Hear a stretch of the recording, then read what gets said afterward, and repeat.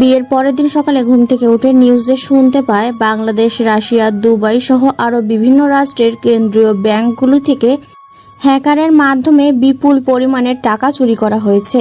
খবর শুনে অরণি রবির দিকে তাকিয়ে হাসছে, আর রবি অরণির দিকে তাকিয়ে মুচকি হেসে বাইরে চলে এলো। বাইরে আসতেই দেখে আগের মতো মেহমান আর নেই। সচরাচর বিয়ে বাড়িতে যেমন মেহমান থাকে তেমন মেহমান নেই। বলতে গেলে খুব নিকটের কিছু প্রতিবেশী আর কয়েকজন ফ্রেন্ড আছে। ছোট বোন আর আপু সবার খাতির করছে। বিয়ে বাড়িতে একটু খাতির না করলে কেমন যে দেখায়। রবি বের হতেই রাশেদ কোথা থেকে সামনে চলে এলো। রবির দিকে তাকিয়ে হাসতে তো হাসছেই। রাশেদের এমন হাসির কোনো অর্থ খুঁজে পেল না রবি, তাই রবি জিজ্ঞাসা করলো, কি রে, তুই এভাবে হাসছিস কেন? মামা, বুঝো না এই ব্যাপারটা? কি বুঝতে হবে? আরে বুঝিস নাই, ন্যাকামি করিস। একটা লাথি দিয়ে বাসার বাইরে ফেলবো এখন। বল কি হয়েছে? বাসর ঘরে কি করে রে মানুষ? আমি কি জানি কি করে? হালা, তুই বলছিলি বিয়ে করিস নাই, জানিস না কি করে? কিন্তু কাল তোর বাসর রাত হয়ে গেল, তাও বলছিস জানিস না? আমি তো জানি না সবাই বাসর ঘরে কি করে। সবার কথা বাদ দিয়ে তুই কি করেছিস সেটা বল। রবি রাশেদের কানের কাছে গিয়ে ছোট্ট করে বলল, সারা রাত বিভিন্ন দেশের কেন্দ্রীয় ব্যাংকগুলো হ্যাক করেছি। সেটা আমি জানি, কেমনে কি? তুই ছাড়া আর কে এসব করতে পারবে বল? তাই তো। চিন্তা কর তুই, জানা হলো না আর আমার, মানুষ বাসর ঘরে কি করে। রাশেদের কথা শুনে রবি এবার শব্দ করে হেসে উঠল, সাথে রাশেদও হাসলো। একটু পর রবি বলল, শোন, এই প্রশ্নের উত্তর আমরা একভাবে পেতে পারি। আমরা নয়, শুধু আমি পাবো। তোর বাসর রাত শেষ। আচ্ছা, ওই হলো আর কি। বল, কিভাবে জানবো? যারা বিয়ে করেছে তাদেরকে জিজ্ঞেস কর, মানুষ বাসর ঘরে কি করে। রবি কথা শেষ হতেই না হতেই রাশেদ নিজের থেকেই গালে হাত দিল। কাউকে এই প্রশ্ন করলে নিশ্চিত চর খাবে। রাশেদ আর রবি কথা বলার মাঝখানে আপু চলে আসলো। আপু আসতেই দুজন চুপ হয়ে গেল। আপু বলল, কি রে, তোরা সকাল সকাল কি এত কথা বলছিস? মানে এমনি কথা বলছি। আচ্ছা রাশেদ, তুই থাক, ওকে নিয়ে যাচ্ছি আমি। রাশেদ কিছু না বলে দাঁড়িয়ে আছে। আপু রবির হাত ধরে সোজা রুমে নিয়ে আসলো। অরুণী তখনও রুমে আছে, মাথার চুল ঠিক করছে। আপুকে রুমে আসতে দেখে তাড়াতাড়ি করে অরুণী দাঁড়িয়ে গেল। রবির হাত ছেড়ে দিয়ে আপু বলল, রবি কাল রাতে ভুলেই গিয়েছিল যে আপুর রুম থেকে কম্পিউটারে কি করছে সেটা দেখা যায়। কাজ করতে গিয়ে বিষয়টা রবি ভুলেই গিয়েছিল। না মানে সারা রাত না তো। আবার কথা বলিস? আপুর কথা বলতে দেরি, রবিকে চর মারতে দেরি না। রবি চর খাবে সেটা প্রথমেই বুঝতে পারছিল। রবি আপুর কথার জবাব না দিয়ে মাথা নিচু করে দাঁড়িয়ে আছে। অরণীয় পাশে দাঁড়িয়ে আছে। আপু আবারও বলল, রবি কোনো কথা বলছে না। আপু যখন রেগে যায় তখন এমনই করে, আর মাঝখানে যদি কথা বলে তাহলে আরো বেশি সমস্যা হবে। কিছুক্ষণ ধরে আপু আরো কতগুলো কথা শুনিয়ে চলে গেল। আপু চলে যেতেই অরণি দরজা বন্ধ করে দিল। রবির কাছে এসে বলল, খুব লেগেছে না? অরণির কথা শুনে রবি বলল, আরে বউ কি সব কও, আপু তো এসব মাঝে মধ্যে করে না। মানে আমার গালে চড় না মারলে আপুর হাত কাঁপে, বুঝে নাই? যদিও রবি হাসছে এসব বলে, কিন্তু অরণি হাসছে না। অরণির মুখের অবস্থা দেখে রবি বুঝতে পারলো অরণির কোনো সমস্যা হয়েছে। রবি জিজ্ঞাসা করলো, কি হয়েছে? তুমি কিসের চিন্তা করছো এত? কাল রাতে ব্যাংকের টাকা নেওয়া কি ঠিক হয়েছে? আর তারা কি চুপ করে বসে থাকবে? কি যে বলো না তুমি, তারা চুপ কেন বসে থাকবে? খোঁজ করবে টাকাটা কোথায় গেছে, কে নিয়ে গেছে। যদি ধরা খায়? হায় রে কপাল, এত সোজা নাকি আমাকে ধরা? এখন টাকাগুলো কোথায় আর কি বা করবে? টাকাগুলো এখন আছে একটা অ্যাকাউন্টে, পরে সবগুলো টাকা সাধারণ মানুষের কাছে বিলিয়ে দেব। আজ দিলে কেমন হয়? না, আজ দিতে গেলে কিছু রিস্ক আছে, পরে সময় বুঝে দিয়ে দেবনি। আচ্ছা। রবি আর অরণি কথা শেষ করতেই হ্যাপি প্লেটে করে খাবার নিয়ে গেল। রবি আর অরণি একে অপরকে খাইয়ে দিল। বিবাহিত জীবন ভালোই চলছে তাদের। দীর্ঘ 1 মাস পর হঠাৎই একটা নিউজ দেখে অরণি ভয়ে রবিকে বলতে এলো। রবি তখন শুয়েছিল। অরণি এসে, আসো, তুমিও একটু শুয়ে পড়ো, কত খারাপ নিউজ আসবে এইভাবে চিন্তা করতে হবে নাকি? দেখো, আমি ফান করছি না, ওঠো তাড়াতাড়ি। অরণি রবির হাত ধরে তুললেই রবি অরণির কোমর জড়িয়ে ধরে আবারও শুয়ে পড়ে। অরণি জানে রবির সাথে এখন কিছু সময় শুয়ে থাকাটাই ভালো, কারণ রবিকে এখন তুলতে চাইলেও আর পারবে না। রবি অরণিকে জড়িয়ে ধরে থাকে আর অরণি রবির মুখের দিকে তাকিয়ে মুচকি হাসে। একটু পর অরণির রোমান্টিক অত্যাচারে রবি নিজের থেকে উঠে গেল। অরণির একটা বদ অভ্যেস সারাক্ষণই রবিকে খেপাতে চায়। রবি উঠে ফ্রেশ হয়ে বের হলো। অরণি তখনও শুয়েছিল। রবিকে বের হতে দেখে বলল, শোনো না নিউজটা। এবার বলো। আমরা মাসখানেক আগে যে ব্যাংক থেকে টাকা চুরি করলাম সেটা রাশিয়ার সাইবার টিম জেনে গেছে। ওটার নতুন কি? 1 সপ্তাহ আগে জেনেছে এটা। মানে তুমি জানো এটা? তারা শুধু এটা জেনেছে বাংলাদেশের কোনো হ্যাকার এই কাজ করেছে, আর তারা না জানলেও বুঝতে পারছে এই হ্যাকিং করার দুঃসাহস কার আছে। মানে তুমি সব জেনেও চুপ করে আছো? চুপ আছি তো। তোমার ভয় করছে না? একদম না। অরণি বুঝতে পারল রবির সাথে এই বিষয়ে কথা বলা বৃথা। 1 সপ্তাহ আগের থেকেই রাশিয়ানরা জানতে পারছে বাংলাদেশের হ্যাকার এই টাকাগুলো হাতিয়েছে, তাও রবি চুপ করে আছে। রবি এই নিউজ নিয়ে কোনো মাথা ব্যথা নেই। অনেক দিন হলো কোথাও ঘুরতে যাওয়া হয় না। ফ্রেন্ডরা তো বলেই বসেছে রবি বউ পেয়ে বউয়ের আঁচল ধরে থাকে সারাক্ষণ, তাই রবি এখন বের হলো। যদিও বউকে রেখে বের হওয়ার ইচ্ছা নেই আমার, থুকু রবির। রাশেদ, মাহমুদ, রবি 3 জন বসে আড্ডা দিচ্ছে, অন্য কোথাও নয়, পাশের পার্কে।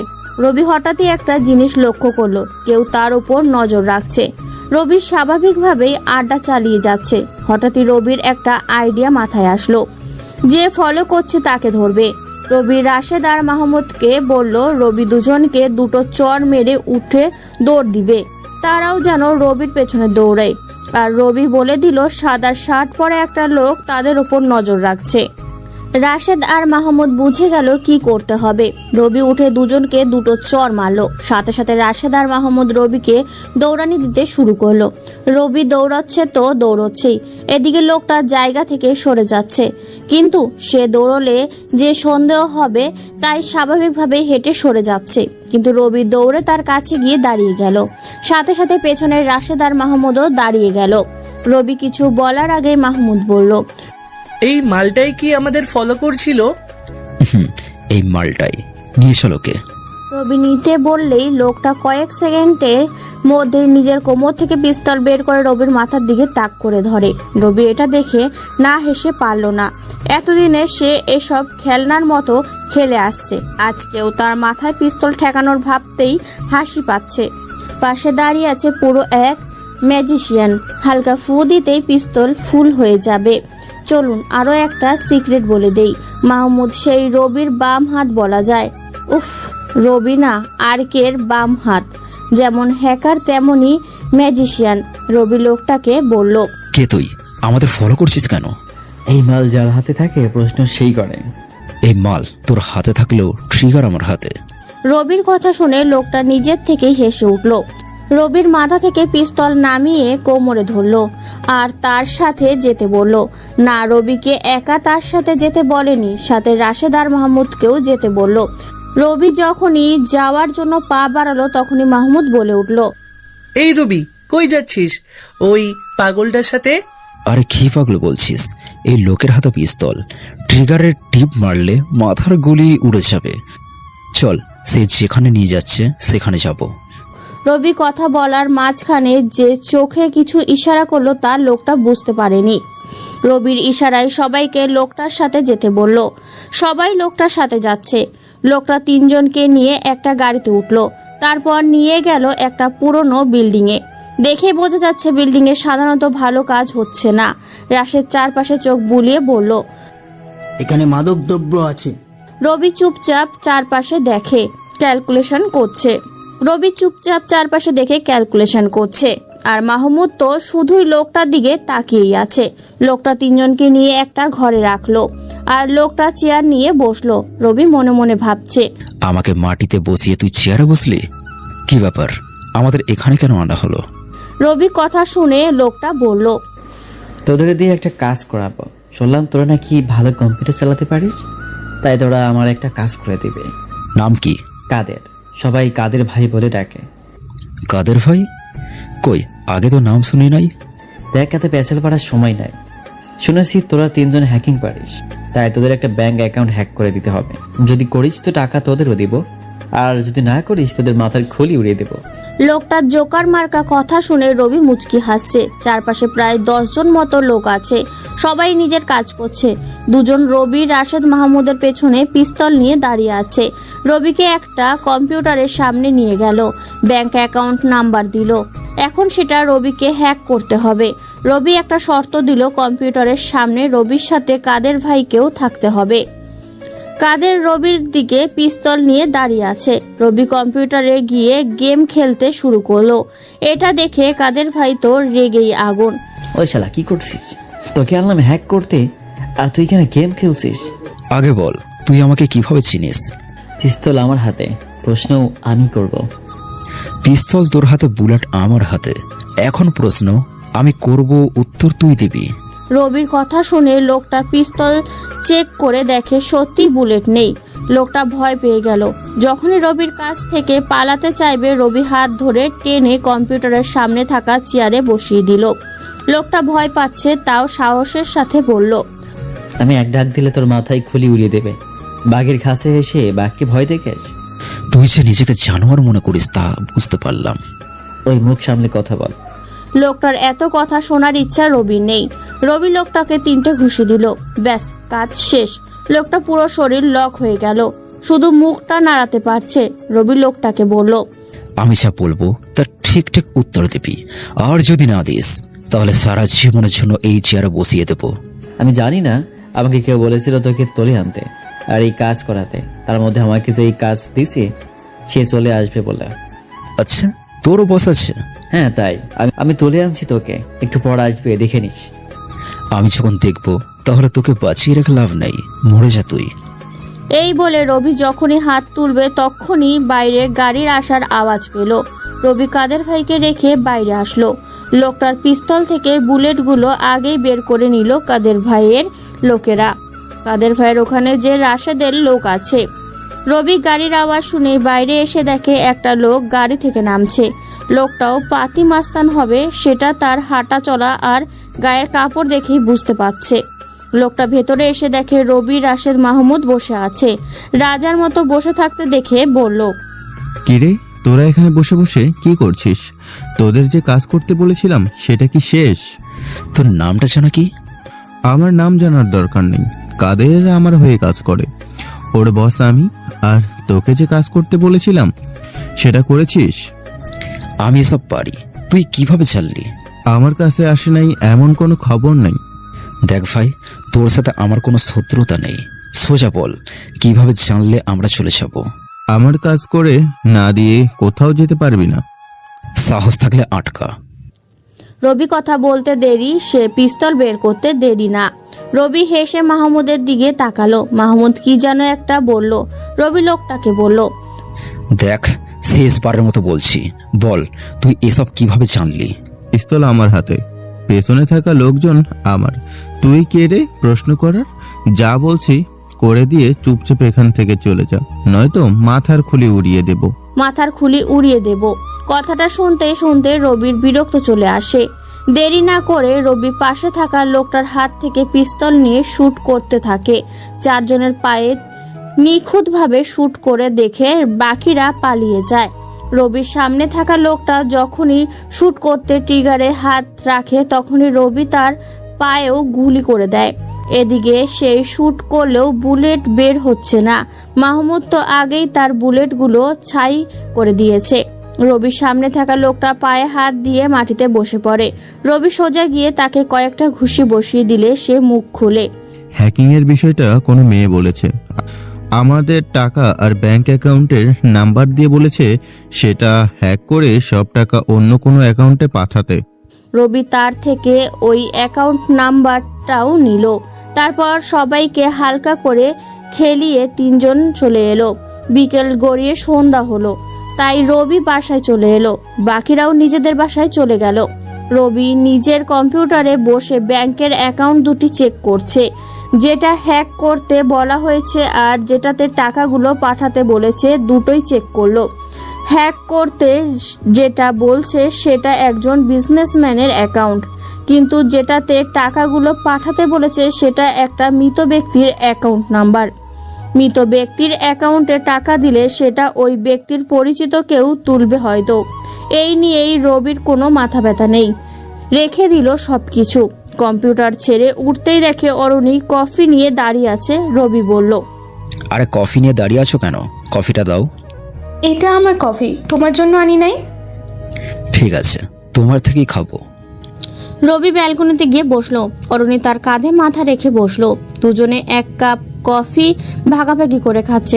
কফি খাওয়া শেষ হলে কাপটা নিয়ে অরুণী যখনই উঠে যাবে রবি হাত ধরে বসিয়ে দিল। কই যাচ্ছ? কাপটা রাখতে। থাকুক না কাপটা, একটু বসো আমার পাশে। ভালোই তো লাগছিল তুমি আমার কাঁধে মাথা রাখছো বলে। বাবা, এত রোমান্টিকতা আসলো কোথা থেকে? এত সুন্দরী বউ থাকলে বউবার মুখেও বুলি ফুটবে, শ্রবণ প্রতিবন্ধী কানে শুনবে, দৃষ্টিহীন মানুষ চোখে দেখবে। আর আমি তো পুরো আস্ত এক রোমান্টিক লেখক। আমার দ্বারা রোমান্টিকতা হবে না, এটা কেমন দেখায় বলো? হয়েছে, এত রোমান্টিক হতে হবে না। আহা থাকো তো। রবি অরণ্যকে এক প্রকার জোর করে নিজের পাশে বসিয়ে রাখলো। রবি অরণ্যের মাথায় হাত বুলিয়ে দিচ্ছে। অরণি খুব ভালো লাগছে। হঠাৎই রুমে কারো আওয়াজ শুনে অরণি ধরফর করে উঠে গেল। রুমে হ্যাপি আসছে। অরণি ব্যালকনি থেকে উঠে হ্যাপির কাছে গেল। দুজনে কথা বলল। হ্যাপি ছাদে যেতে চাইছে, কিন্তু অসময়ে ছাদে যেতে কেমন জানি লাগছে। তাও হ্যাপির জোরাজোরিতে অরণি ছাদে যেতে বাধ্য হলো। রবি আর কি করবে, বসে গেল কম্পিউটারের সামনে। রবি ভাবছে এখনো তো জানতে পারলো না কাদের ভাইয়ের বস কার থেকে জানলো সে হ্যাকিং করে। রবি বুঝতে পারছে না এসব কে ফাঁস করলো। অবশ্য এটা বুঝতে পারছে এসবের পেছনে আপন কেউ আছে, নয়তো সিক্রেট বিষয়টা এইভাবে জানার কথা না। কিন্তু কে আছে এর পেছনে? রবি কিছু সময় ভেবে কম্পিউটারের কিবোর্ডে হাত দিল। অনেক দিন ধরে ডার্ক ওয়েবে ঢোকা হয় না তার। আজ একটু ঢুকবে বলে নিজের সিস্টেম লগ ইন করলো। কম্পিউটারের সিস্টেম ঠিক করে যখনই ডার্ক ওয়েবে ঢুকতে যাবে কিছু নোটিফিকেশন আসলো। কিছু ইম্পর্টেন্ট নোটিফিকেশন চেক করে দেখে কদিনের কয়েকজন আত্মহত্যা করেছে। তার কারণ এই ডার্ক ওয়েবে। রবি আরও কিছু নোটিফিকেশন চেক করতে সদ্য এক নোটিফিকেশন আসলো। রবি দেখলো সেটা পর্ন সাইট একটা। নীল ভাই নামে কেউ এই সাইডের লিংক পাঠিয়েছে, সাথে নীল ভাইয়ের একটা ভয়েস পাঠিয়েছে। রবি ভয়েসটা চালু করলো। ভাই, আমি আপনার ছোট ভাই মনে করতে পারেন। এই কয়দিন আপনি ডার্ক ওয়েবে না থাকায় 5টা মেয়ে সুইসাইড করেছে। সবার সুইসাইডের পিছনে এই পর্ন সাইটটা ছিল। আমি সামান্য একজন হ্যাকার। আমি চাইলেও এই সাইটগুলোর কিছু করতে পারবো না। তাই আপনাকে বলা যে 5 জন মেয়ে সুইসাইড করেছে তারা সবাই কলেজ আর ভার্সিটির, সবাই ছাত্রী ছিল। এই পর্ন সাইট থেকে পর্ন দেখার সময় এই সাইটের পরিচালক একটা সিস্টেম করে রাখছিল। সেটা হলো পর্ন ভিডিও চালু করার সাথে সাথে ফোনে ক্যামেরা অন হয়ে যাবে, আর ফোন ক্যামেরার সামনে থাকায় মানুষ কী করছে সেটা দেখতে পারবে। যখন ছাত্রীগুলো ভিডিও দেখছিল তখন পর্ন সাইটের পরিচালক তাদের ভিডিও ধারণ করে, তারপর ভিডিওটা তাদের ফোনে মেল করে টাকা চায়, কিন্তু তারা টাকা দিতে না পারায় তারা সুইসাইড করে। আমার মতে ওই সাইটের পরিচালকের হাতে আরও অনেক ছেলে মেয়ে বন্দী হয়ে আছে। যদি এই সাইটটা নষ্ট না করা যায় তাহলে আমরা অনেকে শেষ হয়ে যাব। পারলে তাদের প্রতি সহানুভূতি দেখাবেন। আর কে? ভয়েসটা শুনে রবি চিন্তায় পড়ে গেল। এখন রবির কি করা দরকার বুঝতে পারছে না। এইদিকে রাশিয়ানরা জেনে গেছে তাদের ব্যাংকের টাকা বাংলাদেশের কেউ হ্যাক করে নিয়েছে। বাকিরাও কিন্তু বসে নেই। আবারও এদিকে অনেকের জীবন। এই কিছু করতে চাইলে বিপদ হতে পারে না, ছেলে মেয়েগুলোর জীবনও বাঁচাতে হবে। নতুনভাবে কিছু ভাবতে হবে। রবি চেয়ার থেকে উঠে ব্যালকনিতে গেল পুনরায়। সাথে একটা খাতা আর কলম নিল। খাতায় কিছু লিখছে। 20 মিনিট মতো প্ল্যানিং করে রবি রুমে ফিরল। কম্পিউটারে বসলো, কিবোর্ডে হাত চালাতে লাগলো। আরও 20 মিনিট পর কিছু কোডিং সিস্টেম বানালো। তারপর রাশেদকে ফোন দিল। রাশেদও কম্পিউটার নিয়ে বসে পড়ল। রবি পর্ন সাইটটি রাশেদকে সেন্ড করলো। দুজন একই সাথে সাইটটি নষ্ট করবে। রবি কিছু কোডিং সিস্টেম রাশেদকে পাঠিয়ে দিল। রবি নিজের লেখা কোডিং সিস্টেম রাশেদ আর রবি ছাড়া কেউ বুঝতে পারবে না। রবি আর রাশেদ একসাথে কাজ শুরু করে দিল। ধীরে ধীরে ওই সাইডের সব দুর্বল জায়গাগুলিতে হামলা করতে লাগলো। বেশ কিছু সময় পর হঠাৎই রুমে অরুণী এলো। রবির এমনভাবে কাজ করছে যে অরুণী রবির পেছনে কখন দাঁড়ালো সে বুঝতেই পারেনি। রবি কাজ করছে আর অরুণী রবির কাজের সিস্টেম আর কোডিংগুলো বোঝার চেষ্টা করছে, কিন্তু রবির কোডিং বোঝা যে এত সোজা নয়। অরুণী তাকিয়ে আছে দীর্ঘ আরও 1 ঘন্টা পর সাইটটি নষ্ট হলো। সাথে এই সাইটের পরিচালক যে তার কম্পিউটারের অ্যাক্সেস নিয়ে নিল। রবি তার কম্পিউটারে দেখে সত্যি অনেক মেয়ের ভিডিও যেখানে আছে। রবি কম্পিউটার থেকে আবারও লোকটার ইমেল নিল, কারণ এই ভিডিওগুলি তার গুগল ড্রাইভেও থাকতে পারে। মেল দিয়ে রবি ড্রাইভে ঢুকে দেখে অন্য কেউ নয়, তার নিজের অন্তরঙ্গের ভিডিও আছে একটা। রবি সেটা নিজের কম্পিউটারে নিয়ে নিল, বাকি যা ছিল সব নষ্ট করে দিল। সাথে কম্পিউটারে থাকা মেয়েগুলোর ভিডিও নষ্ট করে দিল। কম্পিউটার থেকে বোঝা যাচ্ছে এই লোকটার নাম তামজিদ, আর সে এই পর্ন সাইট ছাড়া আরও 2টো সাইট পরিচালনা করে, সেগুলো হ্যাকিংয়ের কাজ। রবি ভাবল ওই সাইট দুটো নিজের করে নেবে, তামজিদকে করে দেবে নিঃস্ব। রবি তাই করলো, তামজিদের 2টো হ্যাকিং সাইট নিজের করে নিল। অবশ্য তাতে আরও 1 ঘন্টা সময় লাগলো। একটা ফোন সাইট নষ্ট আর 2টো হ্যাকিং সাইট নিজের করে দীর্ঘ সময় পর রবি কম্পিউটারের কিবোর্ড থেকে হাত সরালো। এতটাই সময় যে অরুণী তার পেছন থেকে কোডিং সিস্টেম বোঝার চেষ্টা করছে আর রবির কাজের নিয়ম দেখছে, তা রবি বুঝতেই পারেনি। কাজ শেষ করে চেয়ার ছেড়ে উঠতেই দেখে অরুণীর বুকে হাত দিয়ে কম্পিউটারের দিকে তাকিয়ে আছে। রবি কম্পিউটার চাইলেও কেউ ইউজ করতে পারবে না, অবশ্য এর জন্য কোনো কোড দেওয়া নেই। রবি কম্পিউটারে এমন একটা সিস্টেম করে রেখেছে যেটার কারণ কেউ চাইলেও তার কম্পিউটার ইউজ করতে পারবে না। আর ওই সিস্টেমটি হলো রবির কাজের গতিশীলতা। রবি যে গতিতে কাজ করে সে একই গতিতে তার কম্পিউটারকেও ইউজ করতে না পারলে কম্পিউটার নিজের থেকেই বন্ধ হয়ে যাবে।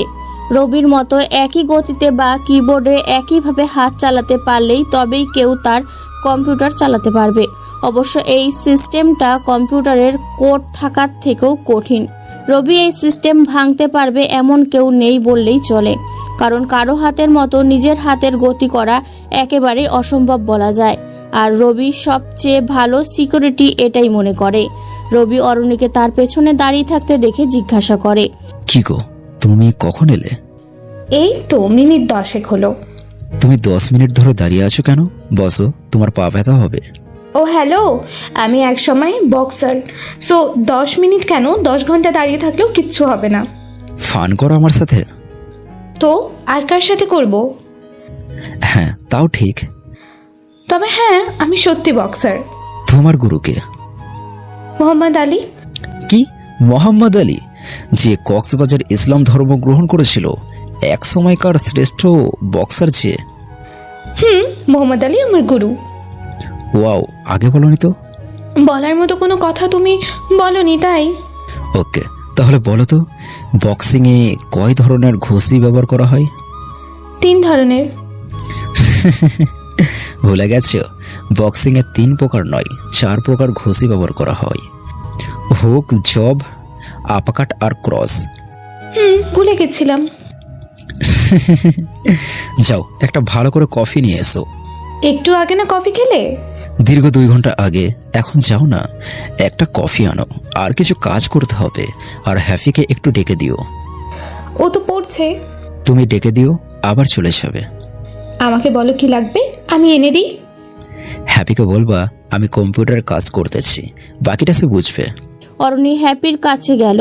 হ্যাপি যখন গণিত করছে তখনই গিয়ে দেখে হ্যাপি একটা গণিত করতে পারছে না। কি করছো তুমি? ভাবি, এই ম্যাথটা করতে পারছি না, একটু বুঝিয়ে দাও তো। অরুণী ভালো করে ম্যাথটা বুঝিয়ে দিল। হ্যাপি তো সেই খুশি, এইভাবে ম্যাথ বোঝায় কেউ, সেটা হ্যাপি ভাবেওনি। অরুণী ম্যাথটা বুঝিয়ে দিয়ে হ্যাপিকে বলল, আচ্ছা, তোমার ভাইয়া আমাকে তোমার কাছে পাঠালো। কি দরকার ছিল? আমাকে ডাক দিলে আমি চলে যেতাম।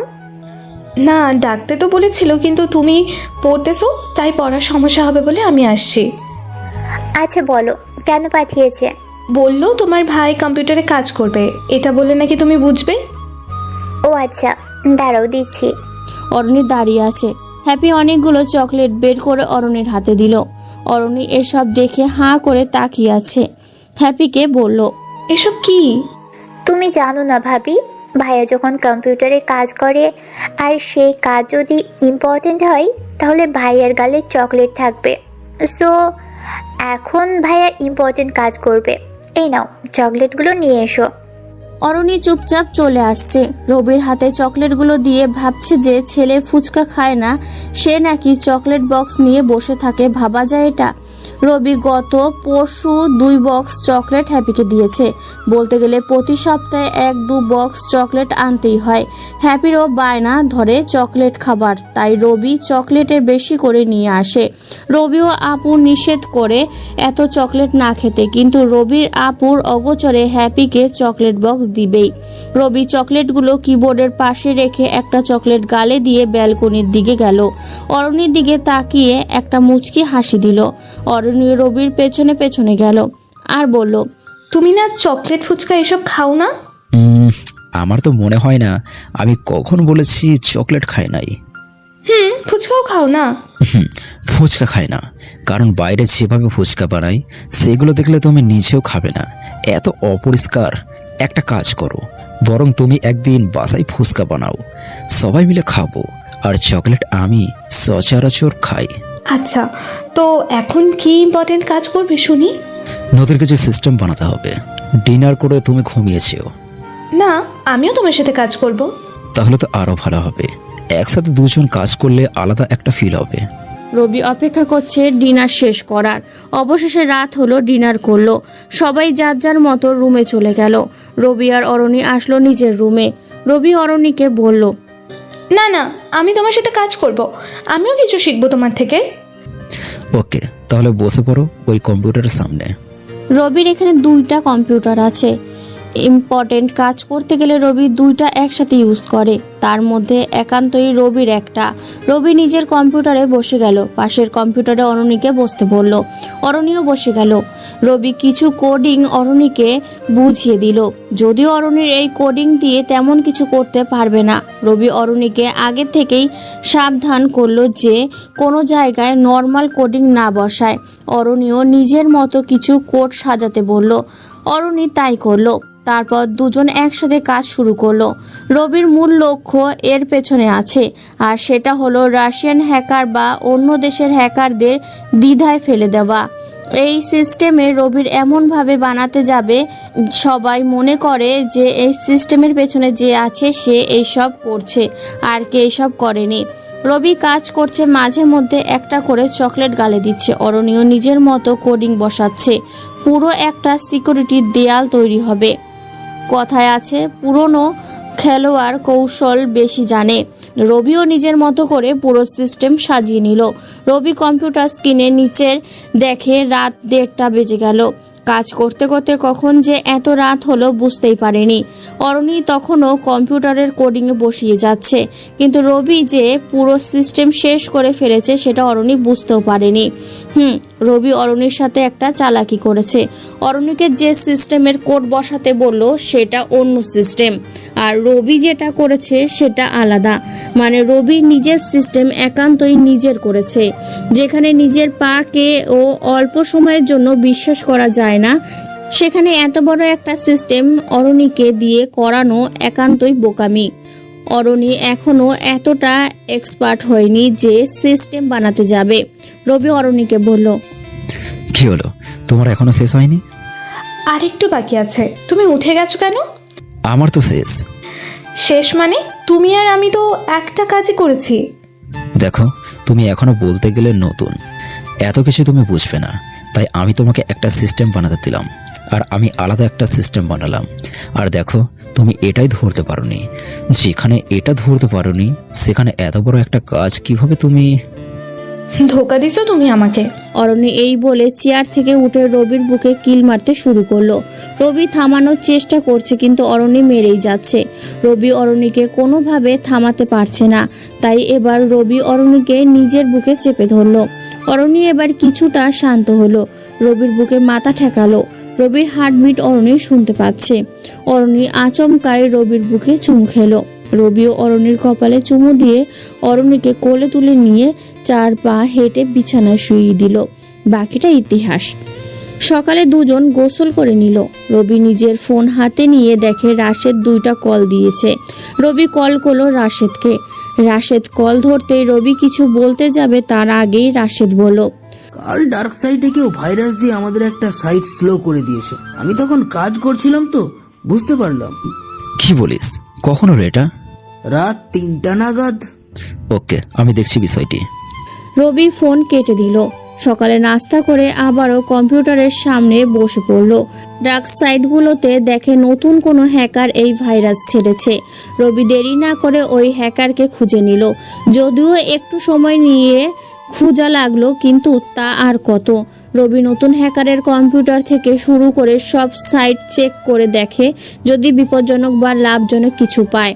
কিছু সময় খুঁজে তেমন কিছু না পেয়ে সব সাইট নষ্ট করে দিল আর কম্পিউটারে ভাইরাস দিয়ে সব কিছু নষ্ট করে দিল।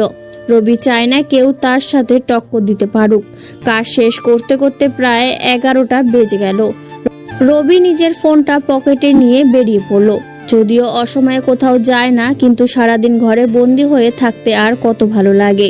রবি একটা বিষয় লক্ষ্য করলো, কেউ তাকে আজ কয়েকদিন ধরে ফলো করছে।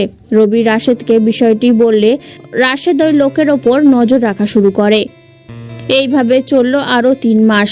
আজ রবি বাসায় ফিরে দেখে সবাই মুখ কালো করে আছে। মায়ের চোখে পানি। আপুও হয়তো কেঁদেছে, চোখ ফোলা ফোলা। অরণ্য কেঁদেছে, সেটা বোঝাই যাচ্ছে। রবি তাড়াতাড়ি তাদের সামনে গিয়ে জিজ্ঞাসা করলো কি হয়েছে। কেউ কথা বলছে না। মাঝখান থেকে আপু বলে উঠল, হ্যাপিকে কেউ কিডন্যাপ করছে স্কুল থেকে আসার পথে। কি? ওকে কেন কিডন্যাপ করবে কেউ? তোর জন্য করেছে। আমার জন্য মানে? কয়েকদিন আগে তুই কারো হ্যাকিং সাইট আরও কি সাইট যেন নষ্ট করে দিছিস, আর ওই সাইটগুলোর কতগুলো তুই নিজের করে রাখছিস। তাই তারা ফোন দিয়ে বলল ওই সাইটগুলো ফিরিয়ে দিতে। কি বলো এসব? তারা কিভাবে জানলো হ্যাপি আমার বোন? আমি কি জানি? তোরা কি চুপ করে বসে থাকবে? চুপ তো থাকবে না, কিন্তু তারা তো আমাকে ডার্ক সাইটে খোঁজার কথা। আমার ক্ষতি করতে চাইলেও সেখানেই করার কথা। তাহলে তারা কিভাবে আমার বাসার ঠিকানা পেল? কে বা দিল? রবি কথা বলতে বলতে অরণ্যের পাশে থাকা চেয়ারে বসে যায়। কি হয়েছে এসব বুঝতে পারছে না সে। কয়েকদিন আগেই তাকে সহ রাশেদ মাহমুদকে একসাথে কিডন্যাপ করলো। আটকে রাখতে পারেনি। আজ আবার ছোট বোনকে কেউ আবার ফলো করছে কয়েকদিন ধরে। হচ্ছেটা কি? কিভাবে তারা জানছে আমার গতিবিধি? কিভাবে? রবির চোখ বন্ধ। 10 দিন ধরে কোথায় কি হয়েছে ভাবতে শুরু করলো। 1 ঘন্টা মতো পরে চোখ খুললো। রবি এখন কিছু বুঝতে পারছে। অনেক দিন ধরে কেউ তাকে ফলো করছে, তবে নির্দিষ্ট কেউ না, পাল্লা বদল করে ফলো করছে যাতে সন্দেহ না হয়। কেউ পার্কে, কেউ বাজারে, কেউ বাসার কাছে ফলো করে যাচ্ছে। সবার মধ্যে কমন একটা জিনিস, সেটা হলো সবাই কালো চশমা পরে, যাতে বুঝতে না পারে কাকে ফলো করছে। রবি এখন বুঝতে পারলো তার বাসায় কেউ কিছু রেখে গেছে, নয়তো পরিবারের কেউ তার পেছনে গিয়েছে। রবি খুব ভালো করে বুঝতে পারছে যদি বাসার কেউ তার খারাপ চায়, সেটা কে হতে পারে। রবি আপুর থেকে কিডন্যাপারের ফোন নাম্বারটা নিল। রবি গিয়ে কম্পিউটারে বসে পড়ল আর নাম্বারের লোকেশন বের করার চেষ্টা করলো, কিন্তু না, নাম্বারটার লোকেশন নেই। রবির বুঝতে বাকি নেই খুব বড় কোনো প্ল্যান করেছে তারা। রবিও এখন নিজের মতো করে প্ল্যান করবে কিডন্যাপারকে ধরতে। রবির আপু আর অরুণীর ফোন, বাসার ফোন সবগুলো ফরওয়ার্ড করে নিজের নাম্বারে করে নেয় আর ফোনের এমন একটা সিস্টেম করে দেয় যাতে কারো কল আসার সাথে সাথে যেন তার লোকেশন বের হয়ে যায়। রবি রাশেদকে ফোন দিয়ে দেখা করতে বলল আর মাহমুদকে কম্পিউটারের সামনে বসতে বলল আর দুজনকে হ্যাপির কিডন্যাপের কথা জানালো। রবি বিকেল থেকে নিজের ফোনটা নিয়ে পার্কে গেল। রাশেদ আগের থেকেই বসেছিল। রবি যেতেই রাশেদ দাঁড়িয়ে গেল। রবি রাশেদকে জিজ্ঞাসা করলো, কেউ তাকে ফলো করছে নাকি? না, এতদিন যারা ফলো করেছে তাদের কেউ আজ নেই। আমিও দেখছি সেটা, কিন্তু এখন হ্যাপিকে কিভাবে খোঁজ পাবো বল? সাইটগুলো ফিরিয়ে দেয়, তাহলে হয়তো পাবি। পাগল হয়ে গেছিস নাকি? এই সাইটগুলো ফিরিয়ে দিল আরো কতজনের প্রাণ যাবে বুঝতে পারছিস? তাহলে কি করবি এখন? একটা কাজ করতে পারি। কি সেটা? আমরা যার কম্পিউটার আর সাইট নষ্ট করলাম তার বাসার লোকেশন আমার কাছে আছে। আমার মনে হয় তার কাছে গেলে আমরা কিডন্যাপারকে পাবো। যদি না পাস তাহলে সময়ের সাথে হ্যাপির জীবনও নষ্ট হতে পারে। আচ্ছা, একটা কাজ কর, গুপ্তচরদের খবর লাগা, তাদের সবাইকে হ্যাপির ছবি পাঠিয়ে দেই আর বল তাদের ছবির মেয়েটা কোথায় জানতে পারলে কয়েকটা ছবি তুলে পাঠিয়ে দিতে বল। তবে তো অনেক সময় লাগবে। ওই শোন, বোন হয় আমার এত সময় নাই। যা বলছি আধ ঘন্টার মধ্যে হওয়া চাই, ততক্ষণে আমি আসছি। রবি এই বলে যে উঠে যেতেই রাশেদ বলল, ওই যাবি এখন? ভিকটিমের কাছে ওর ফোন থেকে ভিডিও পাইছি, সেটা দিয়ে ওর সাথে কথা বলবো। আর যদি সোজা আঙুলে কাজ না হয় তো? রবি আর বলার দরকার পড়েনি, কারণ রাশেদ ভালো করেই জানে বোনের জন্য রবি কি করতে পারে। রাশেদ ঠায় দাঁড়িয়ে আছে দেখে রবি বলল, কি হলো? যা তাড়াতাড়ি কাজে লেগে পড়। রাশেদ চলে গেল। রবি বাসায় গিয়ে অনেক দিন পর প্রিয় বাইকটা বের করলো। অরুণী জানতই না রবির বাইক আছে। রবির নিজের মতো করে রেডি হয়ে নিল, প্রয়োজনীয় সব নিল, ভিকটিমের লোকেশনের দিকে চলতে লাগলো। দীর্ঘ 1 ঘন্টা পর রবি 10 মিনিট পাড়ি দিল। ভিকটিমের বাসায় পৌঁছে নিজের ফোন থেকে মাহমুদকে একটা মেসেজ দিল। তারপর গেল রবি ভিকটিমের বাসার গেটে, দারোয়ান আটকে দিল। রবি বলল ভিকটিমের নাম জানে না, ডার্ক সাইডে যে নামগুলো থাকে সেগুলো ফেক না হয়। তাই রবি দারোয়ানকে একটা ছবি দেখিয়ে জিজ্ঞাসা করলো, এর নাম কি? আমি ওর কাছে যাচ্ছি। স্যারের নাম জানেন না, কিভাবে যাবেন স্যারের কাছে? দেখুন, উনি আমাকে আসতে বলেছে। রবি আর কিছু বলার আগে মাহমুদ ফোন দিল। রবি ফোনটা ধরতেই ভিকটিমের নাম জেনে গেল। রবি কাছে এত সময় ছিল না যে তার নাম কি জানার পেছনে সময় দিবে। তাই মাহমুদকে মেসেজ দিয়ে রবির লোকেশনের সামনে বাড়ির সবার নাম জেনে নিল। সাথে আড়ালে থাকা লোকজনকেও সচেতন করে রাখলো। রবি দারোয়ানকে নাম বলে ভেতরে চলে গেল। তারা নাকি দোতলায় থাকে। রবি দেরি না করে দোতলায় গেল। রবি পাশে একজনকে পেয়ে জিজ্ঞাসা করলো ওর বাসা কোনটা। ভাড়া বাসায় আছে, তাই একটু কষ্ট হচ্ছে। রবি তার বাসা কোনটা জেনে নিয়ে দিল কলিং বেলের চাপ। একটু পর যে না দরজা খুললো, রবি সেই মানুষটাকে দেখে অবাক। সে আর কেউ নয়, জান্নাত, যে ভারত আর চীনের এজেন্ট। রবি তাকে আগের থেকে চিনত, 2 দেশের জন্য একসাথে কাজ করে। ডাবল এজেন্টকে এখানে দেখে রবি অবাক হয়ে গেল। যদিও রবির মুখে মাস্ক থাকায় জান্নাত রবিকে চিনতে পারেনি। রবি ভিকটিম নিশাদের ছবি দেখে জিজ্ঞাসা করলো সে বাসায় আছে কিনা। জান্নাত আছে বলল। রবিকে ভেতরে যেতে বলল। রবি গিয়ে সোফায় বসলো। তখনও নিশাদ আসেনি। ডার্ক সাইডে নিশাদের নাম ছিল তামজিদ, কিন্তু প্রকৃতিক নাম নিশাদ। রবি অপেক্ষা করছে সে আসার জন্য। একটু পর আসলে রবি নিজের মাস্ক খুললো। জান্নাত হঠাৎ খেয়াল করে চমকে উঠল। যখনই জান্নাত কিছু বলতে যাবে তার আগেই রবি কিছু ইশারা করলো। এটা হয়তো জান্নাতের জন্য একটা বড় সড়ো হুমকি ছিল। রবি নিশাদকে বলল, ভাই, একটা ভুল হয়ে গেছে। কে তুমি আর কি ভুল করছো? ভাই, আমি ছোট একজন হ্যাকার। কয়েকদিন আগে কতগুলো হ্যাকার আমাকে সহ নিয়ে আপনার কিছু সাইট হ্যাক করেছে, আর তারা সেখানে দেখিয়েছে আমি একাই এসব করেছি। ভাই, আপনার লোকেরা আমার ছোট বোনকে তুলে নিয়ে গেছে। ভাই, আমি ভুল করেছি ওই হ্যাকারদের সাথে কাজ করে। আপনার ভিডিও আমার কাছে আছে, আমি ভিডিওটা আপনাকে দিয়ে দেব। আপনি শুধু আমার বোনকে আমার কাছে ফিরিয়ে দিন ভাই। রবির কথাগুলো এমনভাবে বলল যেন রবির কোনো ক্ষমতায় নেই। একদম অন্য সাদাসিধা 10টা মানুষের মতো কথাগুলো শুনে নিশাদ হেসে উঠল। পাশ থেকে জান্নাত বলে উঠল, কিসের ভিডিও? জান্নাতকে নিশাদ অন্য রুমে যেতে বললে সে চলে যায়। নিশাদ রবিকে বলল, কিরে, তুই কি আমাকে বোকা মনে করিস? এসব তুই করছিস, তোর বোনকে তো আর পাবি না। দেখেন ভাই, আপনার ঝামেলা আমার সাথে, আমার বোনকে ছেড়ে দেন। আমি জানি না তোর বোন কোথায়। একটু আগে বললে পাবো না, এখন বলছেন জানেন না। জানি, বলবো না। আমার সব এখন আমাকে দিয়ে যাবি এখান থেকে, না হয় তুই বের হতে পারবি না। ভাই, শেষবারের মতো বলছি, আমার বোন কোথায় বলেন। রবির কথা বলতে দেরি, নিশাদ রবির কলার ধরতে দেরি করেনি। রবি তারপরও নিজেকে শান্ত রেখে জিজ্ঞাসা করলো তার বোন কোথায়, কিন্তু নিশাদ বলে না। রবির মাথা গরম হতেই দেরি করেনি লাথি মারতে। এক লাথিতে নিশাদ সোফা থেকে উল্টে পড়ে দেয়ালে লেগে গেল। পাশের রুম থেকে জান্নাত দৌড়ে আসলো। জান্নাত কখনোই রবির ভয়ঙ্কর রূপ দেখেনি, আজ দেখতে চলেছে। রবি সোফা থেকে উঠে নিশাদের কলার ধরে উঠিয়ে কয়েকটা ঘুষি বসিয়ে দিল। এগুলো কোনো সাধারণ ঘুষি ছিল না, বক্সিংয়ের সবচেয়ে শক্তির ঘুষি ছিল। এই ঘুষির কাউকে 5 থেকে 7টা মারলে সে মারা যাবে। রবি 3টে ঘুষি মারার পরই যখন আবারও মারতে যাবে, জান্নাত পেছন থেকে ফুলদানি নিয়ে রবির মাথায় বাড়ি মারল। রবির মাথায় ফুলদানির আঘাতে তেমন কিছু হয়নি। রবি যখনই পেছনের হামলাকারীকে আঘাত করতে যাবে, জান্নাতকে পেছনে দেখে নিজেকে কন্ট্রোল করে। মেয়েদের গায়ে রবি হাত তোলে না, আর যদি কেউ বারবার ঝামেলা করে তাহলে সোজা তাকে ওপরে পাঠিয়ে দেয়। জান্নাতকে দেখে নিশাদের কলার ধরে যখনই আবারও মারতে যাবে, জান্নাত আবারও হামলা করে বসলো।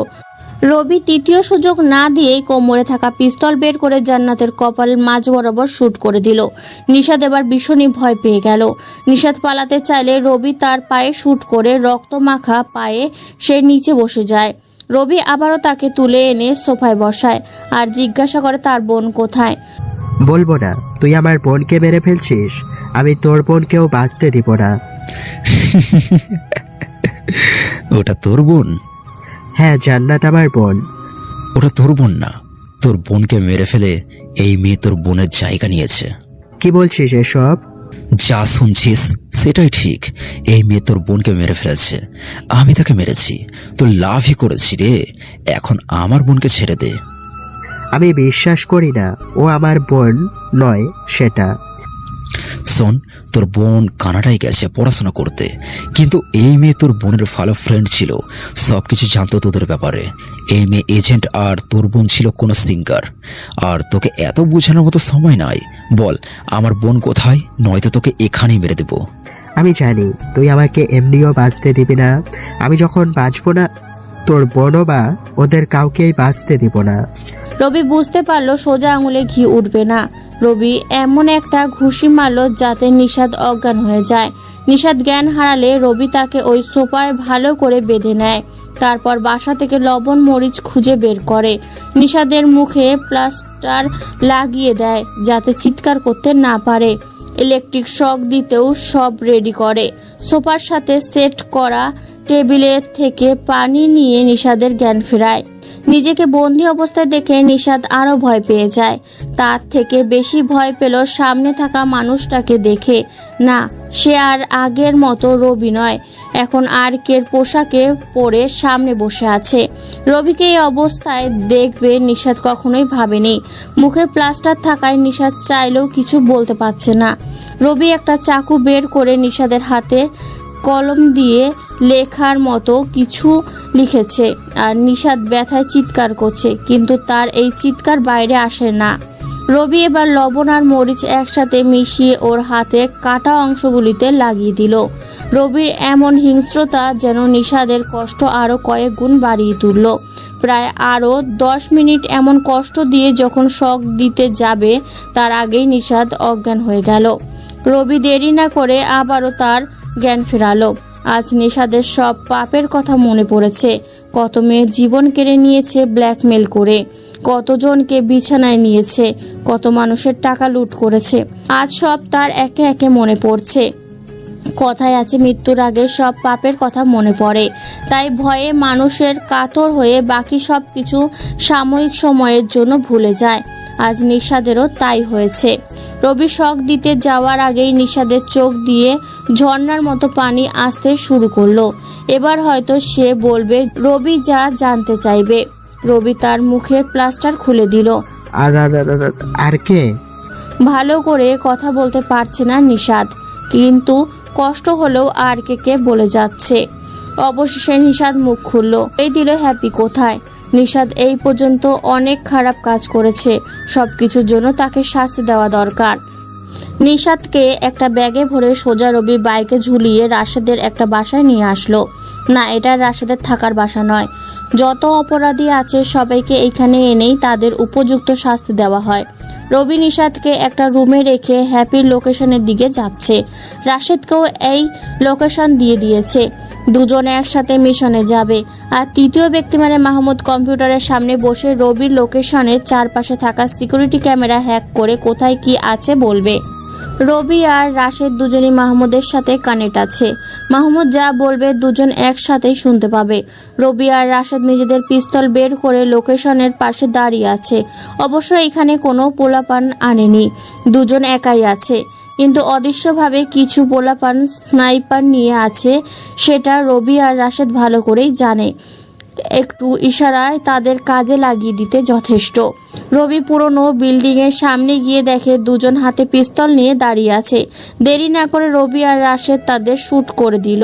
গেট একটু করে খুলে দেখে ভেতরে দরজার কাছে আরও দুজন।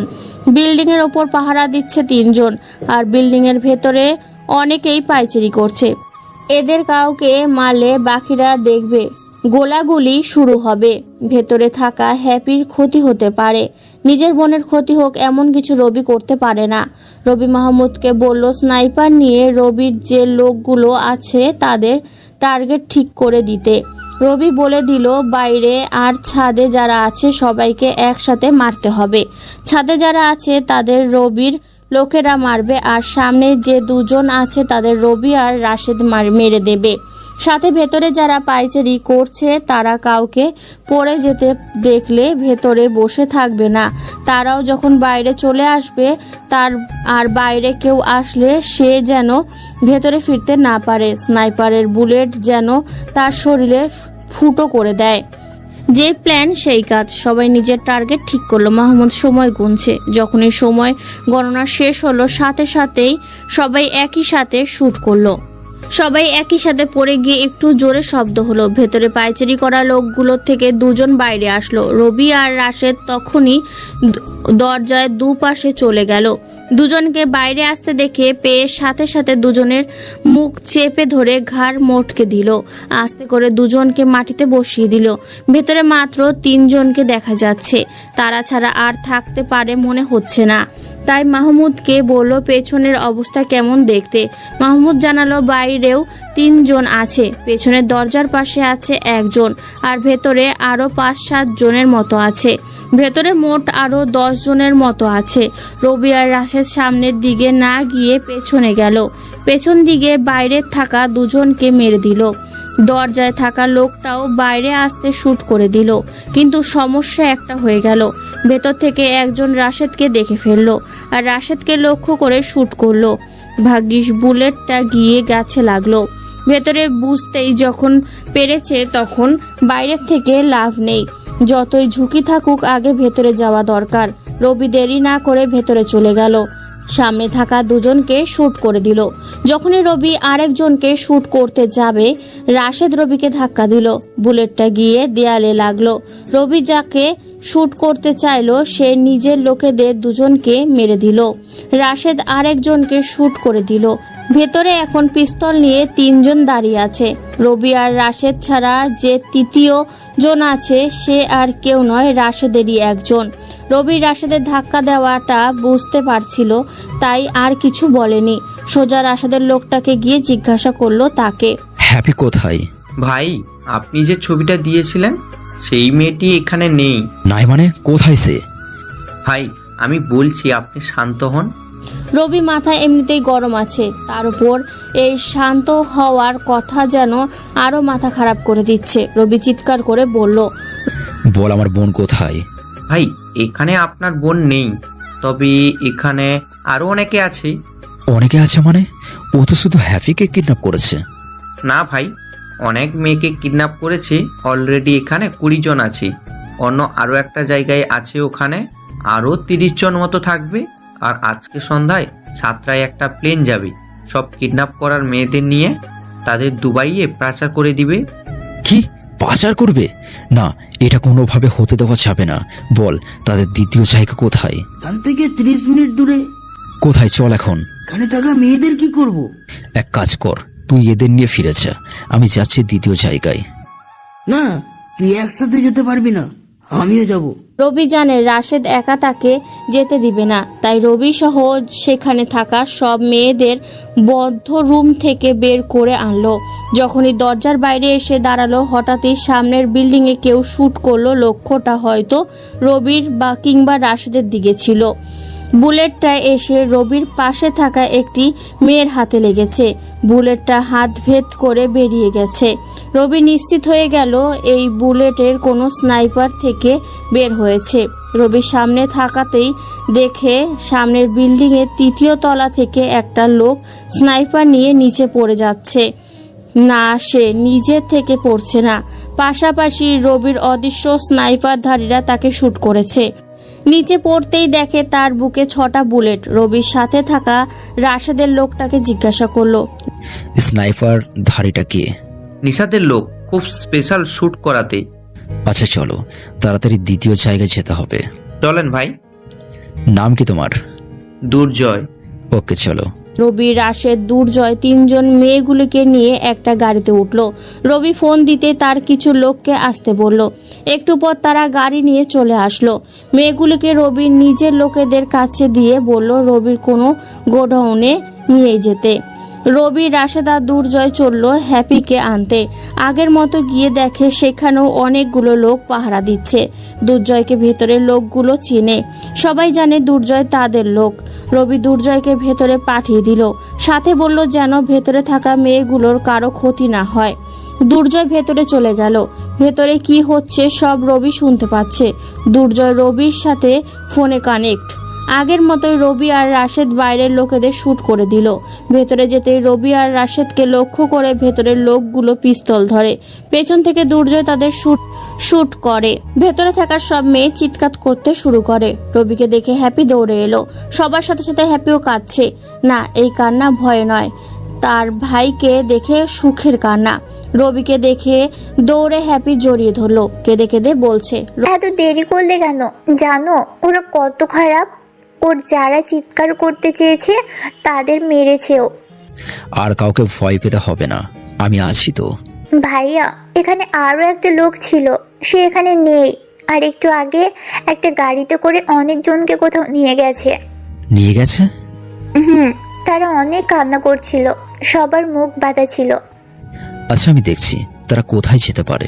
রবি সবাইকে বের করে একটা গাড়িতে তুলে দিল। সবাইকে ঠিক আগের মতোই রবির দেওয়া ঠিকানায় নিয়ে গেল। হ্যাপি সহ সবাই সেখানে। আর রবি, রাশেদ ও দুর্জয় অন্য একটা গাড়িতে করে বের হলো। যাদের পাচার করার উদ্দেশ্যে নিয়ে যাচ্ছে তাদের ফেরাতে হবে। দুর্জয় জানে পাচার করার জন্য গাড়িটা কোথায় যাবে। রবি মাহমুদকে ফোন দিয়ে হেলিকপ্টার রেডি করতে বলল। যদিও সত্যি প্ল্যান করে পাচার করা হয় তাহলে ফাইটার জ্যাকেটও লাগবে, তাই সেটাও রেডি করতে বলল। রবির কাছে হেলিকপ্টার আছে, ফাইটার জ্যাকেটের কোনো দরকার হয় না। তাও আত্মরক্ষা আর শত্রু দমনের জন্য 2টো ফাইটার জ্যাকেট কিনেছিল। আজ হয়তো সেগুলো কাজে আসবে। রবি যে একাধারে মাফিয়া, হ্যাকার আর সিক্রেট এজেন্ট সেটা 3জন মানুষ জানে, আপু, রাশেদ আর মাহমুদ। ওরা ছাড়া আর কেউ জানে না রবির এত কিছু। রবি, রাশেদ আর দুর্জয় 3জন চলল বাকি মেয়েদের উদ্ধারে। একটু পর গিয়ে তারা কাঙ্ক্ষিত স্থানে পৌঁছে গেল, কিন্তু সেখানে কয়েকজন পাহারাদার ছাড়া আর কেউ নেই। তাদের থেকে দুর্জয় জানতে পারলো মাত্র 5 থেকে 7 মিনিট আগেই মেয়েগুলিকে নিয়ে বের হলো। আর তাদের প্লেনে নয়, সাগর পথে বোটে করে নিয়ে যাচ্ছে। রবি বুঝতে পারলো অনেক দেরি হয়ে গেছে। দুর্জয় কলে ছিল, রবি বলে দিল বোটে গেছে এমন কারো নাম্বার নিতে। দুর্জয় নাম্বার নিয়ে বাইরে এসে রবিকে দিল। রবি নিজের ফোন বের করে লোকেশন ট্যাগ করলো। মাহমুদকে জানালো 2টো হেলিকপ্টারের কথা। 5 মিনিটে লাগবে হেলিকপ্টারে 2টি বোটের লোকেশন পৌঁছতে। রবি, রাশেদ আর দুর্জয় আর একটা ছোট শিপে করে লোকেশনের দিকে যাচ্ছে। কিছুটা আগে বোট ছেড়ে দিয়েছে। এই সাগরের অনেকটা পথ চলে গেছে। রবি, রাশেদ, দুর্জয় গিয়ে যখন এই লোকেশনে গেল, সাথে সাথে ওপরে 2টো হেলিকপ্টার চলে এলো। ছোট শিপে রবি, রাশেদ, দুর্জয় আছে, তাই তারা শ্যুট করতে পারছে না। রবির সাথে হেলিকপ্টার থেকে কথা হলো। কাজটা মাহমুদ করেছে, ফোনে কানেক্ট করে দিল। রবি শ্যুট করতে বলাতেই হেলিকপ্টার বোটের ওপর যারা আছে তাদের শ্যুট করে দিল। বোটের ভেতরে যারা ছিল তারা ওপরে চলে এলো। হেলিকপ্টার দিয়ে শ্যুট করতে চাইলে রবি আর রাশেদ তৎক্ষণে বোটে উঠে যায় আর তারা বাকি লোকেদের একসাথে শ্যুট করে। সবাইকে একসাথে শ্যুট করে ফেলে রাখে।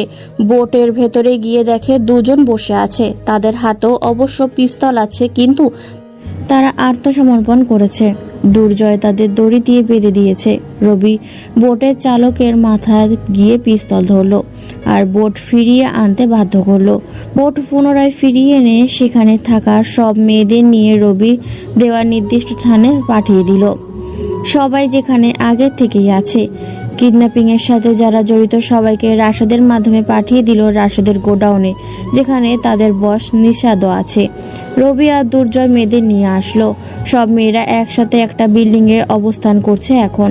রবি চায় সবাইকে নিজের বাসায় ফিরিয়ে দিতে। পুলিশের হাতে দিতে গেলেও অনেক ঝামেলা হবে, তাই রবি সব মেয়েদের কাছ থেকে তাদের বাসার ঠিকানা আর ফোন নাম্বার নিল। কাজ করতে করতে কখন যে রাত হয়ে গেছে বুঝতেই পারেনি। রাতের বেলা মেয়েগুলোকে ফিরিয়ে দেওয়া ঠিক হবে না মনে করে রবি সবাইকে বলল, শোনো মেয়েরা, তোমরা এখন আর ভয় পাবে না। এত রাতে তোমাদের সবাইকে একসাথে বাসায় ফিরিয়ে দেওয়া সম্ভব না, তবে হ্যাঁ, কাল সকাল হতে তোমাদের সবাইকে বাসায় পৌঁছে দেব। আবারও বলছি, ভয় পাবে না। তোমাদের সবাইকে দুবাইয়ে পাচার করে দিচ্ছিল, কিন্তু আমি আর আমার টিম তোমাদের বাঁচিয়েছি তাদের হাত থেকে। এখানে যে লোকগুলো তোমাদের পাহারা দিবে তাদের বলবে কোনো সমস্যা হলে তোমরা আজ রাতটা একটু কষ্ট করে থেকো, সকালে সবাই নিজের বাসায় ফিরে যাবে। এতগুলো মেয়ের ভেতরে রবি হ্যাপিকে দেখতে পাচ্ছে না। রবি হ্যাপির নাম ধরে ডাকতেই মাঝখান থেকে হাত উঁচু করলো হ্যাপি। রবি তাকে বাইরে আসতে বলল। রবি হ্যাপিকে বাসায় যাওয়ার জন্য হাত ধরতেই হ্যাপি বলল, ভাইয়া আমি যাব না। যাবি না মানে? দেখো এখানে কত মেয়ে, সবাই রাতে কিভাবে থাকবে বলো? এদের এভাবে রেখে আমি বাসায় কিভাবে ঘুমবো বলো? আরে পিচ্ছি বুড়ো বোন আমার, ওদের চিন্তা তোকে করতে হবে না। আমি এখান থেকে বেরিয়ে গেলে ওদের সবার জন্য খাবার আর থাকার ব্যবস্থা করব। আমিও থাকবো তাদের সাথে। কখনো না, আমি তাদের চাই বাসায় এক্ষুনি পাঠিয়ে দিতে, কিন্তু এখন তো সম্ভব না, তাই দিনে পাঠাবো। সবার বাসা তো আর এখানে হবে না, বুঝতে পারছিস, অনেক সময় লাগবে। ভাইয়া তাও আমি এত কথা শুনতে চাই না। বাসার সবাই তোর জন্য কান্না করছে, চল এখন বাসায় যাবি। তাহলে বাকি মেয়েদের বাবা মা কি কান্না করছে না?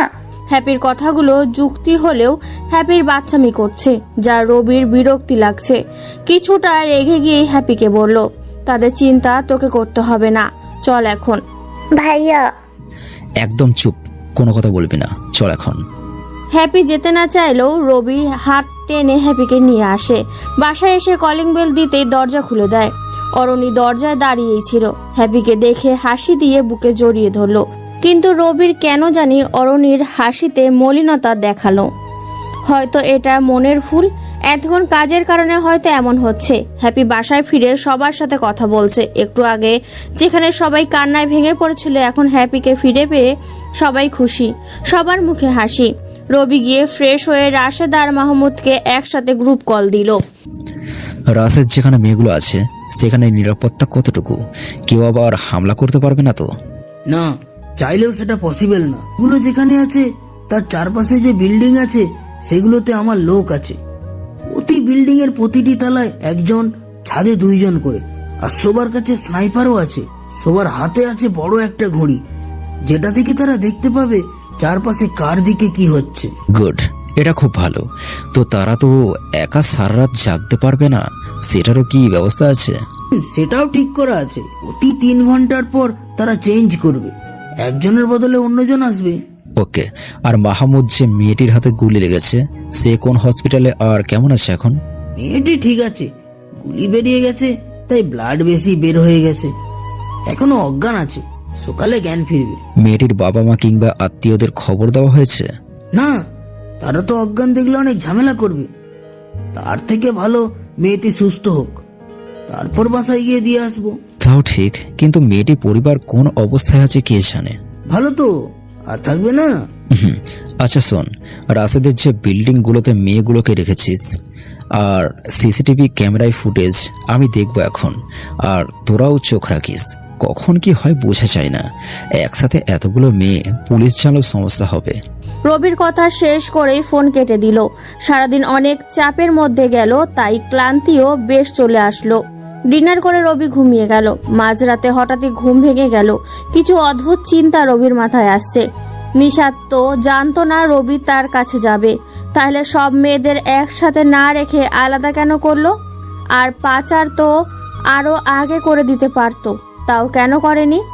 হাজারো প্রশ্ন রবির মাথায় ঘুরছে। কি করবে বুঝতে পারছে না। ভাবলো কম্পিউটারে একটু বসা যাক, মেয়েগুলো যেখানে আছে কেমন আছে দেখতে। রবি কম্পিউটার অন করে সিকিউরিটি ফুটেজ দেখছে। সবকিছু ঠিকঠাক আছে। রবি আবারও ঘুমিয়ে গেল। সকালে ঘুম থেকে উঠে দেখে অরুণী নেই, হয়তো অন্য রুমে আছে। রবি উঠে ফ্রেশ হয়ে নাস্তা করে রাশেদ আর মাহমুদকে ফোন দিয়ে নিশাদ আর তার লোকেদের যেখানে বেঁধে রাখা হয়েছে সেখানে যেতে বলল। একটু পর রবিও রেডি হয়ে বের হতে গিয়ে দেখে অরুণীর মন খারাপ। রবি বুঝতে পারলো 2-1 দিন ভালো করে কথা হয়নি, তাই হয়তো মন খারাপ। রবি আর দেরি না করে আগেই অরুণীর মন ভালো করতে চাইলো। হাত ধরে টেনে বিছানায় বসালো। বলল, কি হলো, তোমার মন খারাপ কেন? কই আমার মন খারাপ? আমার মন খারাপ না, একদম ঠিক আছে আমি। তুমি আমাকে বলছো তুমি ঠিক আছো? জানি তোমার সাথে ভালো করে কথা হয় না, তাই মন খারাপ। শোনো, আর কয়দিন পর সব ঠিক হয়ে যাবে, সব চলবে আগের মতো। একটু কাজ শেষ করে তাহলেই সবকিছু আগের মতো হবে। শুধু তুমি একটু কষ্ট করে মানিয়ে নাও। আর তাছাড়া তোমার সাথে গল্প করার মতো বাসায় সবাই আছে। আর আমি যখন কাজ করতে বের হই তখন হেসে কথা বলতে পারি না, হাসের সময়ও পাই না।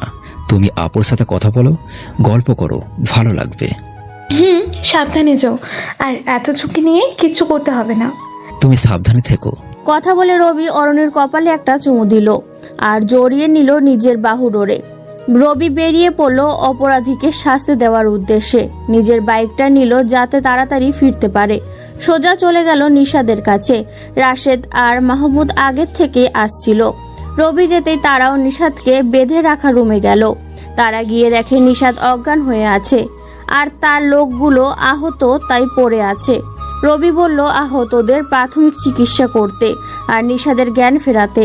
নিশাদ ওপরে রবির অনেক রাগ, তাই জ্ঞান ফিরিয়ে রবি উল্টো পাল্টা মারতে শুরু করলো।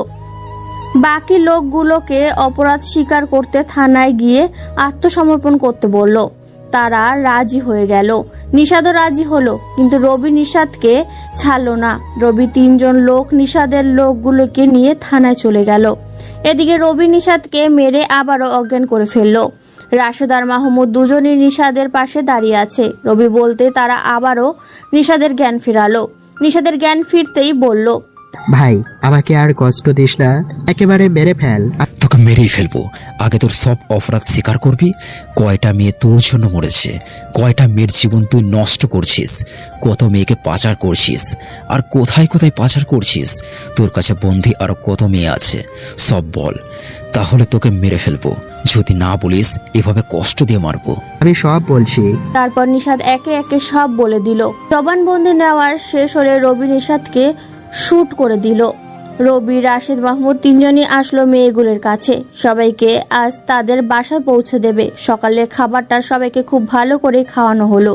যেহেতু অনেক মেয়ে একসাথে আছে, তাই 3টে বাস নিল। মেয়েগুলোর বাসা সিরিয়াল দেখে বাসে তুলল। রবি, রাশেদ, মাহমুদ 3 জনই 3টে বাসে উঠল। রবি বাইকটা রাশেদের গোডাউনে রেখে দিল। যেহেতু এখানে আরও লোক আছে, তাই কোনো সমস্যা নেই।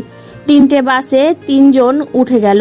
সাথে প্রতিটি বাসে আরও 2 জন করে লোক নিল, যাতে মাঝপথে কোনো সমস্যা না হয়। একে একে সবাইকে সবার বাসায় পৌঁছে দিল। সন্তান বাবা মা ফিরে খুশি, কত খুশি। আর বাবা মা সন্তান ফিরে পেয়ে আরো খুশি। সবাই রবি, রাশেদ আর মাহমুদ আর যারা মেয়েগুলিকে উদ্ধার করতে কাজ করেছে সবাইকে অনেক দোয়া করছে।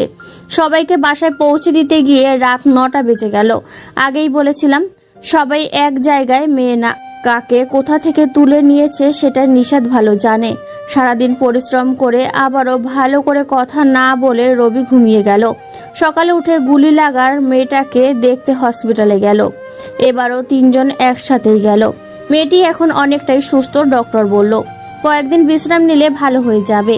মেয়েটিকে বাসায় পৌঁছে দিতে রবি, রাশেদ, মাহমুদ একসাথেই গেল। মেয়েটিকে বাসায় ঢুকিয়ে দিয়ে রবি, রাশেদ আর মাহমুদও তার সাথে ঢুকলো। মেয়েটির নাম নাদিয়া। নাদিয়া বাসায় ঢুকে মা বলে ডাকতেই তার মা অজ্ঞান হয়ে গেল। নিজের মেয়েকে ফিরে পাবে সেটা হয়তো তিনি ভাবতেই পারেনি। নাদিয়ার ডাক শুনে তার বোন দৌড়ে এসে নাদিয়াকে জড়িয়ে ধরলো। এদিকে যে তার মা জ্ঞান হারালো সেটা যেন ভুলেই গেছে। রবি ইশারা করতে রাশেদ গিয়ে টেবিল থেকে পানি নিয়ে নাদিয়ার মায়ের মুখে দিতেই জ্ঞান ফিরল। তিনি নাদিয়া বলে হাউমাউ করে কেঁদে উঠল।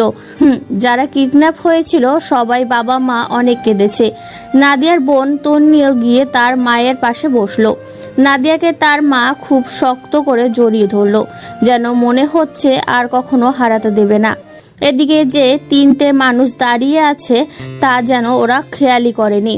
কি আর করার, 3জন গিয়ে বিপরীতে থাকা সোফায় বসলো। নাদিয়া তার মাকে বলল, জানো মা, এই ভাইয়াগুলো আমাদের বাঁচিয়েছে ওই খারাপ লোকগুলোর হাত থেকে। নাদিয়ার কথা শুনে তবেই ওনারা তাকালো বিপরীতে বসে থাকা রবি, রাশেদ, মাহমুদের দিকে। নাদিয়ার মা কি বলে যে 3জনকে কৃতজ্ঞতা জানাচ্ছে তা বলে বোঝানোর মতো না। নাস্তা রেডি করলো, সবাই মিলে নাস্তা করলো। নাদিয়ার হাতের ক্ষতটা অনেকটা ভালো হয়ে গেছে। নাদিয়াকে রেখে রবি আর তার সঙ্গীরা চলে আসলো। আজ সবাইকে ঠিক মতো ফিরিয়ে দিতে পেরেছে। যদিও নাদিয়ার বোন অনেক কিছু জিজ্ঞাসা করেছে, তারা কারা কিডন্যাপ করেছে, কেন করেছে আর উদ্ধার কিভাবে করলো, আর রবি বা কে, জীবনে ঝুঁকি নিয়ে রবি কেন এসব করলো, সব প্রশ্নের উত্তর দিতে হলো তন্নিকে। অনেকদিন ভালো করে ঘুম হয় না কারো, তাই 3জনই বাসায় ফিরে বিকেলে একটা লম্বা ঘুম দেয়। রবি এক ঘুমে সন্ধ্যা। ঘুম থেকে উঠে অরণিকে 1 কাপ কফি দিতে বলে। একটু পর হ্যাপি কফি নিয়ে আসে। রবি হ্যাপিকে পাশে বসতে বলে, ভাইয়া একটা কথা ছিল। বল কি কথা? চকলেট শেষ। এবার একটু চকলেট খাওয়া কমা, দাঁতে পোকা ধরবে। তোমার বউ নিষেধ করেছে আমাকে চকলেট না দিতে। তোর মাথা ফাটাবো আমি এখন। আমার বউ তোর কি হয়? ভাবি তো ভাবি বলতে পারিস না? খুব বেশি পেকে গেছিস। হ্যাঁ, পেকে তো গেছি, বিয়েটা দিয়ে দাও। রবি আর কিছু বলতে যাবে তার আগেই হ্যাপি দৌড়ে রুম থেকে চলে গেল। অনেক পাজি হয়ে গেছে হ্যাপি, কথায় কথায় বিয়ে দিতে বলে। সেই দিন খাবার টেবিলেও একই কথা বলেছে। আর যখন রবি মাকে বলতে যাবে তখনই হ্যাপি কথা ঘুরিয়ে বলল, বই এনে দাও। রবি ভালো করে জানে হ্যাপি এসব কথা ফান করে বলে। যখন সত্যি বিয়ে দিতে চাইবে তখন আর বিয়ে করতে চাইবে না। হ্যাপি রবির সাথে একটু দুষ্টুমি করে। আপুর সাথে তো ভালো করে কথাও বলতে পারে না, সারাক্ষণ শাসনের ওপর রাখে, তাই আপুকে অনেক ভয়ও পায়। রবি যে ভয় পায় না তাও কিন্তু নয়। রবি কফি খাচ্ছে। একটু পর অরণি রুমে আসলো। কোথায় ছিলে? একটু কাজ করছিলাম। কাজ করছিলে মানে? কাজের মেয়েটা কই গেছে? আছে, সে তেমনভাবে কিছু করিনি। তোমার জন্য কফি বানালাম আর আপুর সাথে আড্ডা দিচ্ছিলাম তোমার ব্যাপারে। আমার ব্যাপারে কি আড্ডা হলো? এই তো তুমি আগে করে করতে, এত ভয়ঙ্কর হলে কেন? ছিলে হ্যাকার, এখন দেখতেছি মাফিয়া, আরো কত কি। কপাল, এসব তো তুমি জানো। তারপরও যা জানি না তা জানতে চাই। এত বেশি বুঝতে গেলে চুল পেকে যাবে। সবাই তখন বলবে আমার বউ বুড়ি হয়ে গেছে। অরণি হেসে রবির গায়ে পড়ে গেল। অরণিকে বসিয়ে দিয়ে রবি অরণের কোলে মাথা রেখে শুয়ে পড়ল।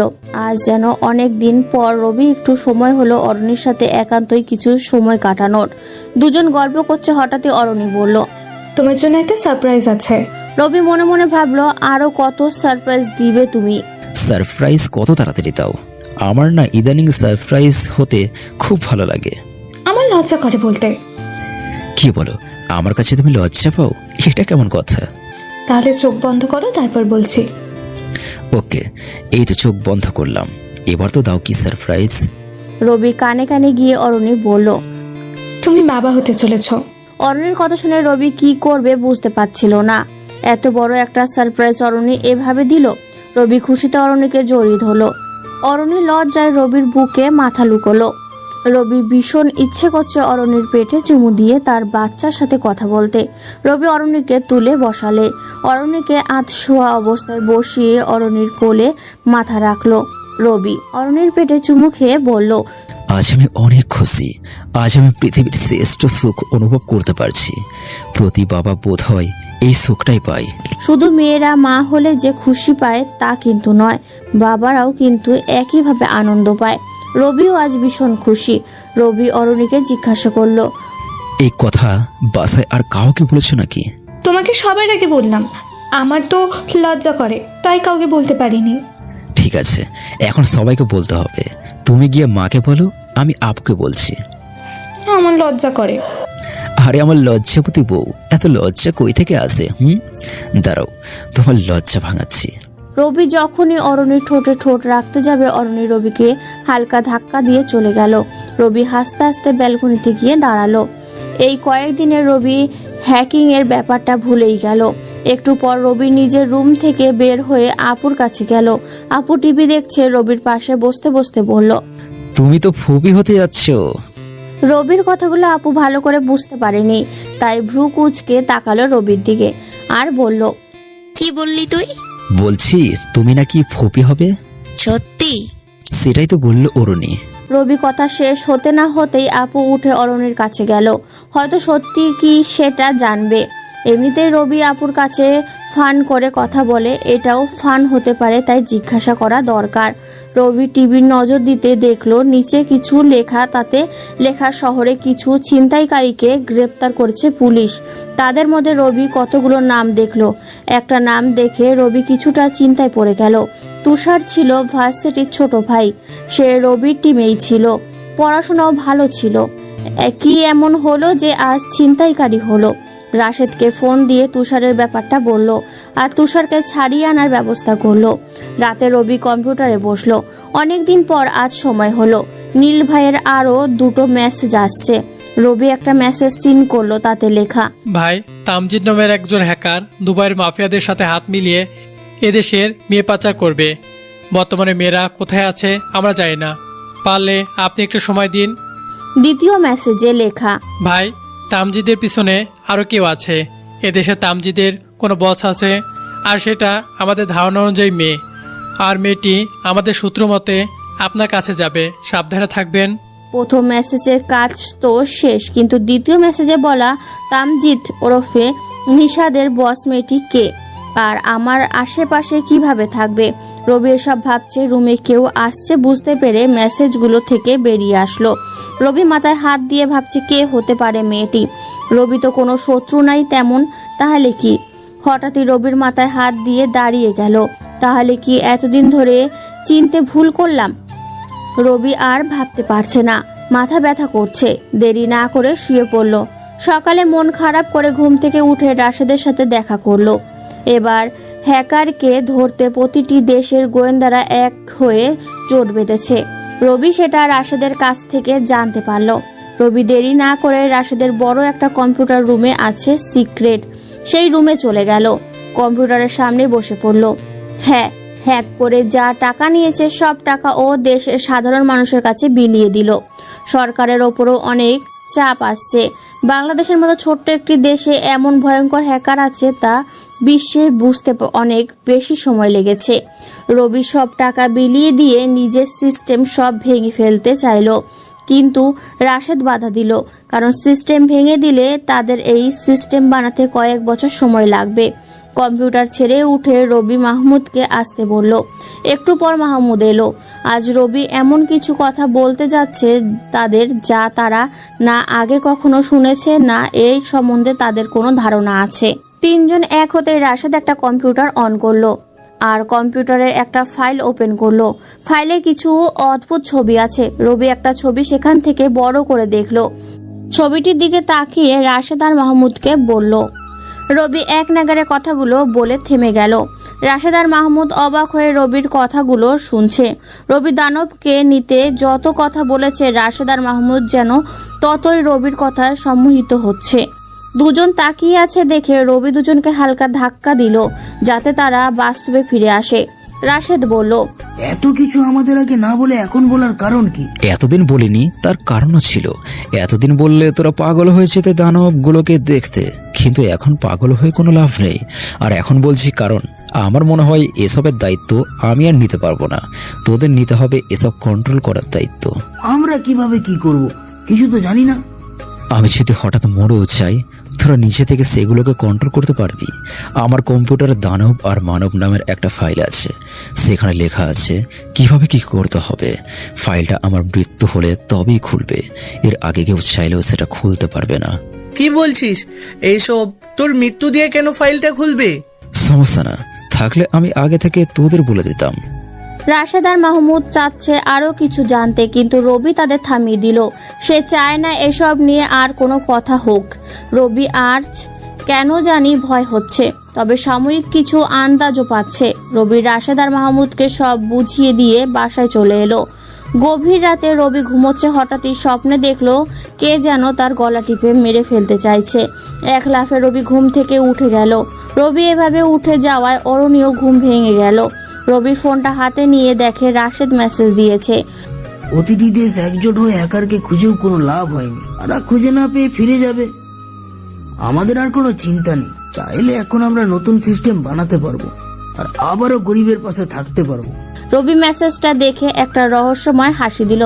মনে মনে ভাবলো, তোরা জানিসও না তারা কত দূর এগিয়ে গেছে, কল্পনার থেকেও বেশি। এতগুলো দেশের টাকা একসাথে আত্মসংঘাত করার প্রয়োজন। বিশ্বের অর্থনৈতিক অবস্থা পাল্টে গেছে, এত সহজে তারা ছাড়ছে না। রবি ফোনটা রেখে অরুণীর দিকে ফিরল। অরুণী বলল, কি হলো, ভয় পেলে মনে হচ্ছে? না, আসলে বাজে স্বপ্ন দেখছিলাম। ও চিন্তা করো না, ঘুমিয়ে যাও। তুমিও ঘুমাও। সরি, আমার কারণে তোমার ঘুম ভেঙে গেল। না সমস্যা নেই। আচ্ছা শোনো না, এই ডাকের জন্য তো আজ জনসংখ্যা এত বেশি। রবি কথাটা বলে মিটমিট করে হাসছে, আর অরুণী কিছুটা রেগে গিয়ে বলল, আমি অন্য কথা বলতে চাইলাম, তুমি কি মনে করলে? আচ্ছা বউ, বলো। অরুণের কপালে চুমু দিয়ে জিজ্ঞাসা করলো কি বলতে চাইছিল। রবির ঠোঁটের ছোঁয়া যেন অরুণীর সব রাগ ভেঙে গেল। অরুণী বলল, এতদিন তুমি অনেক বিজি ছিলে, তাই বলছি চলো আমরা কোথাও থেকে ঘুরে আসি। অনেকদিন ধরে তো বলছো ঘুরতে যাবে। আচ্ছা ঠিক আছে, তুমি যখন বলছো তো যাবো। ওকে, তাহলে কালই আমরা সিলেট যাব। সিলেট কেন? অনেক সুন্দর জায়গা ওটা, আমার তো যাওয়া হয়নি তাই সিলেট বললাম। আর তুমি চাইলে আমরা অন্য কোথাও যেতে পারি, তবে আমার সিলেট যেতে ভালো লাগবে। রবি অরুণীকে জড়িয়ে ধরে বলল, ঠিক আছে, তুমি যেখানে চাও সেখানেই যাবো। দুজন রাজি সিলেট যেতে। ঘুমিয়ে গেল আবারও। হঠাৎ ভোর হতেই অরুণী বুঝতে পারে কেউ তার পেটে হাত বুলিয়ে দিচ্ছে। অরুণী কিছুটা লজ্জা পেল। অরুণী চোখ খুলছে দেখে রবি অরুণীর পেটে চুমু খেয়ে বলল, আমার বাচ্চাকে দেখে রেখো, মানুষের মতো মানুষ করিও। অরুণী কিছু না বলেই চুপ করে আছে। নাস্তা শেষ করে অরুণী আর রবি রেডি হয়ে নিল। বাইরে যাওয়ার আগে রবি একটা পেন ড্রাইভ আপুকে দিল। আপুকে বলে দিল যাতে 1 মাসের আগে এই পেন ড্রাইভ ওপেন না করে। রবি আর অরুণী সিলেটে চলে আসলো। হোটেলের রুমে দুজন ক্লান্ত শরীরে শুয়ে পড়ল। রবি হঠাৎই বুঝতে পারলো বাইরের হোটেলের লোক ছাড়াও আরও পাইচারি করছে। রবি যখনই উঠে দরজার কাছে গেল, পেছন থেকে কেউ তার মুখে চেপে ধরল। রবি আর কিছু মনে নেই। যখন চোখ খুললো, নিজেকে আবিষ্কার করলো কোনো এক অরণ্যের মাঝে। চারপাশে শুধু গাছ আর গাছ। দাঁড়িয়ে আছে ছোট্ট এক সমতল জায়গা। সামনে অরুণী চেয়ারে বসে আছে, তার পেছনে দাঁড়িয়ে আছে আরো অনেকেই। রবি চোখ খুলে অরুণীর দিকে তাকিয়ে বলল, তুমি কি করছো এসব? এই সুযোগের অপেক্ষায় ছিলাম 3টা বছর। কিসের সুযোগ আর কিসের অপেক্ষা? তুই জানিস না আমি কে? আমি তোমার স্বামী, ঠিকভাবে কথা বলো। তোকে তো বিয়ে করেছি আমার স্বার্থ উদ্ধার করতে। মিস অরুণী, তুমি আসলে এখনো বোকার হয়ে গেলে। কি চাও বলো? তোর জীবন। আমি তো সে কবেই জীবন দিয়ে দিয়েছি, এখন আর নতুন করে দেওয়ার কিছুই নাই। এ কথা বলার সময় নাই। তোর সিস্টেম সব আমার ল্যাপটপে লগ ইন করবি, আর তোর দানব আর মানব ফাইলটি আমাকে দিবি। অরুণীর কথা শুনে রবি অবাক হয়ে গেল। দানব আর মানব এই ফাইলের কথা তো শুধু রাশেদ আর মাহমুদ জানে, আর শেষে আপুকে পেন ড্রাইভ দিয়েছিল। তাহলে অরুণী কিভাবে এটা জানলো? তুমি কিভাবে জানলে এসব? আমি তোর দেখা অরুণী নয়, আমার পেছনে আছে অনেক বড় মাফিয়া। তোর থেকে এই ফাইল নেওয়া আর বসকে দেওয়া ছিল আমার কাজ। তুমি ভুলে যাচ্ছ আমি কে। ও হ্যাঁ, আমি তো ভুলেই গিয়েছিলাম, তুই আর কে? অরণির মুখে রবির পরিচয় আরকে শুনে অরণির পেছনে থাকা লোকগুলো কিছুটা পিছিয়ে গেল। তারা কখনোই আরকে দেখেনি, কিন্তু তার নাম শুনেনি এমন কেউ নেই। অরণির মুখে আরকে শুনে পেছনে থাকা লোকগুলো চারপাশে তাকাচ্ছে, কারণ আরকে যেখানে থাকে তার চারপাশে কয়েক শত পোলাপান থাকে, কিন্তু এই পাহাড়ের চূড়ায় কাউকে দেখা যাচ্ছে না। তাহলে কি আজ আরকে একা আছে? পোলাপানগুলো সরে গেলেও অরণি চিৎকার করে রবিকে ধমক দিতে তার পোলাপানগুলো কিছুটা সাহস পেল। তারা ভাবল রবি অর্থাৎ আরকে যখন একা আছে তাকে মারাও তত কঠিন হবে না। অরণি রবিকে ধমকের সাথে বলে, তাড়াতাড়ি তোমার সিস্টেম থেকে দানব আর মানব ফাইলটি আমাকে দিয়ে দাও, আর দানবগুলো কোথায় আছে তাও বলো। আর যে টাকাগুলো তুই হ্যাক করে নিয়েছিস সবগুলো টাকা আমার অ্যাকাউন্টে ট্রান্সফার কর। অরণির কথা বলতে বলতে একটা ল্যাপটপও এগিয়ে দিল রবির দিকে। রবি শুধু তাকিয়ে দেখছে অরণির পৈশাচিকতা। রবি অরণিকে জিজ্ঞাসা করলো, হ্যাপিকে কিডন্যাপ করেছিলে? নিসাদের পেছনে কে ছিল? মেয়ে পাচার করার পেছনে কে ছিল? সর্বোপরি এইসব কিছুর মাথা কে? রবির কথা শুনে অরণি হেসে উঠল আর বলল, এসবের পেছনে আমি আছি। অবশ্যই আমার পেছনে অন্য একজন আছে যে তোর সামনে ভালো মানুষের মুখোশ পরে আছে। জানিস কে সে? কে? রবি কথা শুনে অরণি চেয়ারে থেকে উঠে তার লোকগুলোর দিকে তাকিয়ে পৈশাচিক আনন্দ নিচ্ছে। রবি এই সুযোগে ল্যাপটপে কিছু করে বসলো, যা রাশেদ শুনতে পাচ্ছে। অরণি হেসে রবির দিকে ফিরে বলল, এসবের পেছনে আছে একজন ভারতীয় নারী। জানিস কে সে? কে সে? সিক্রেট এজেন্ট জান্নাত। কি জান্নাত তোমাকে পেছনে লাগিয়েছে? ও তাহলে তো আসল মাথা শেষ। মানে? তোমার বস আর নিসাদকে একসাথে পেয়েছিলাম, দুজনকে শেষ করে দিয়েছি। কি? রবি এবার পৈশাচিক হাসি দিল আর বলল, হ্যাঁ, সেদিন আমার বোনকে খুঁজতে গিয়ে আমি নিসাদের মুখোমুখি হই। মাঝখানে জান্নাত চলে আসলে তাকে টপকে দিই। তুমি কি ভাবছো আমার থেকে সব তথ্য নিয়ে তুমি জান্নাতকে দিবে আর সে আমার সব সাম্রাজ্য নিজে ভোগ করবে? জানো, আমার পুরো রাজ্য তোমার ছিল, কিন্তু তুমি আমার কাছে এসেছো অন্য কারো কথায়। জান্নাত আর নিসাদ দুজন শেষ, তাহলে এসব করে তুমি কি পাবে? আর তার চেয়ে ভালো তুমি আমার সাথে থেকে যাও। অরণি কিছুটা ভেবে বলল, না, আমি একাই এসব ভোগ করব। আমি হব তোমার রাজ্যের রানী, কিন্তু আফসোস আমার রাজ্যে তুমি নামক রাজা বেঁচে থাকবে না। রাজাকে মারা কি এত সহজ? কথা কম, তাড়াতাড়ি যা বলছি করো। রবি ল্যাপটপটা নিয়ে দানব আর মানব নামে একটা ফাইল নিল। অবশ্য এটা আসল ফাইল নয়। রবি বলেছিল এই ফাইলের মৃত্যুর আগে খুলবে না, কিন্তু এটা তো আর অরণি জানে না। রবি ফাইলটা দিল, আর হ্যাক করা টাকাগুলো তো আগেই দিয়ে দিয়েছে সাধারণ মানুষকে, তাই কোনো টাকা নেই তা অরণিকে বলে দিল। যখন অরণি ল্যাপটপটা নিয়ে পৈশাচিক হাসি দিল, তখনই হঠাৎই পাহাড়ের পাশ দিয়ে নিচের থেকে দুইটা হেলিকপ্টার উঠে আসে। না, এরা রবির লোক নয়, এরা আর্মির লোক। অরণি এটা দেখে ভয় পেয়ে যায়। রবির বুঝতে বাকি ছিল না অরণি আসলে বাংলাদেশি কেউ নয়, সেও জান্নাতের মতো ভারতীয় এজেন্ট। রবি নিজের ভুলের বিরাট তথ্য ভারতকে দিয়ে দিল, কিন্তু যেগুলো অরণি এই পর্যন্ত জানলো তা চাইলে পরিবর্তন করতে পারে। অরণিকে ভয় পাওয়া দেখে রবি বলল, না না, ভয় পেতে হবে না। হেলিকপ্টার থেকে কেউ ভুলেও শ্যুট করবে না। তুমি যে লোকগুলো এনেছো না, তারা নয়, শুধু এদের দ্বিগুণ লোকও আমার গায়ের একটা লোম বাঁকা করতে পারবে না। রবির কথা শুনে অরণি তার লোকেদের বলল রবিকে মারতে। অরণি বুঝে গেছে রবি যতক্ষণ বলবে না হেলিকপ্টার থেকে শ্যুট করবে না। রবি চেয়ারে বসা ছিল। লোকগুলো রবিকে মারতে আসলে চেয়ারটা উঠিয়ে রবির সামনে জনকে সজোরে আঘাত করে। এত জোরে আঘাতে মাথা থেকে মগজ বের হয়ে যায়। রবি আজ ভীষণ রাগ উঠেছে, তাই ইচ্ছে করছে আজ পুরো পাহাড়ে থাকা সবাইকে পাহাড়ের নিচে চাপা দিতে। প্রায় 10 জনের মতো লোক ছিল অরণির সাথে। রবি তাদের মধ্যে 5 জনকে মেরে দিয়েছে ইতিমধ্যে। কয়েকজন রবির হালকা মারে পাহাড় থেকে নিচে পড়ে গেছে। বেঁচে থাকবে কিনা সেটা সন্দিহান। হঠাৎই আরো কয়েকজন রবিকে চারপাশ থেকে ঘিরে ধরলো। রবি হাত উঠিয়ে ইশারা করলো হেলিকপ্টার চলে যেতে। আর্মিগুলো যেতে না চাইলেও রবি দ্বিতীয়বার আদেশ করাতে তারা চলে যেতে বাধ্য হলো। চারপাশ ঘিরে রাখা সবাইকে রবি একবার চোখ বুলিয়ে দেখে নিল। যখনই তারা মারতে আসবে রবিকে, রবি নিজের জানা বক্সিংয়ের সিক্রেট কৌশল কাজে লাগালো। কয়েক সেকেন্ডের মধ্যেই সবাই অজ্ঞান হয়ে গেল। অরণি শুধু তাকিয়ে দেখছে রবির সিক্রেট কৌশলটা। সে বুঝতে পারছে না রবি এটা কিভাবে করতে পারলো। আরও কিছু সময় মারামারি হলো। রবি সবাইকে মেরে মাটিতে শুয়ে দিল। সামনে দাঁড়িয়ে আছে শুধু অরণি। অরণি রবির কাছে এসে রবির পেটে চাকু ঢুকিয়ে দিল। রবি শুধু তার দিকেই তাকিয়ে হাসছে। চাইলেই রবি অরণিকে থামাতে পারে, কিন্তু সে তা না করে আরও হাসছে। অরণি রবির কোনো প্রতিক্রিয়া না দেখে চাকু নিয়ে পরপর রবির শরীরে ক্ষত বিক্ষত করে দিচ্ছে। রবি নিজের সাধ্যমতো চেষ্টা করছে বসে থাকার। রবি এখন অরণির বসা চেয়ারে বসে আছে। অরণি ও রবির এই সুযোগ কাজে লাগিয়ে রবির পুরো শরীরে ক্ষত বিক্ষত করে দিল। রবি আর বসে থাকতে না পেরে গড়িয়ে পড়ল।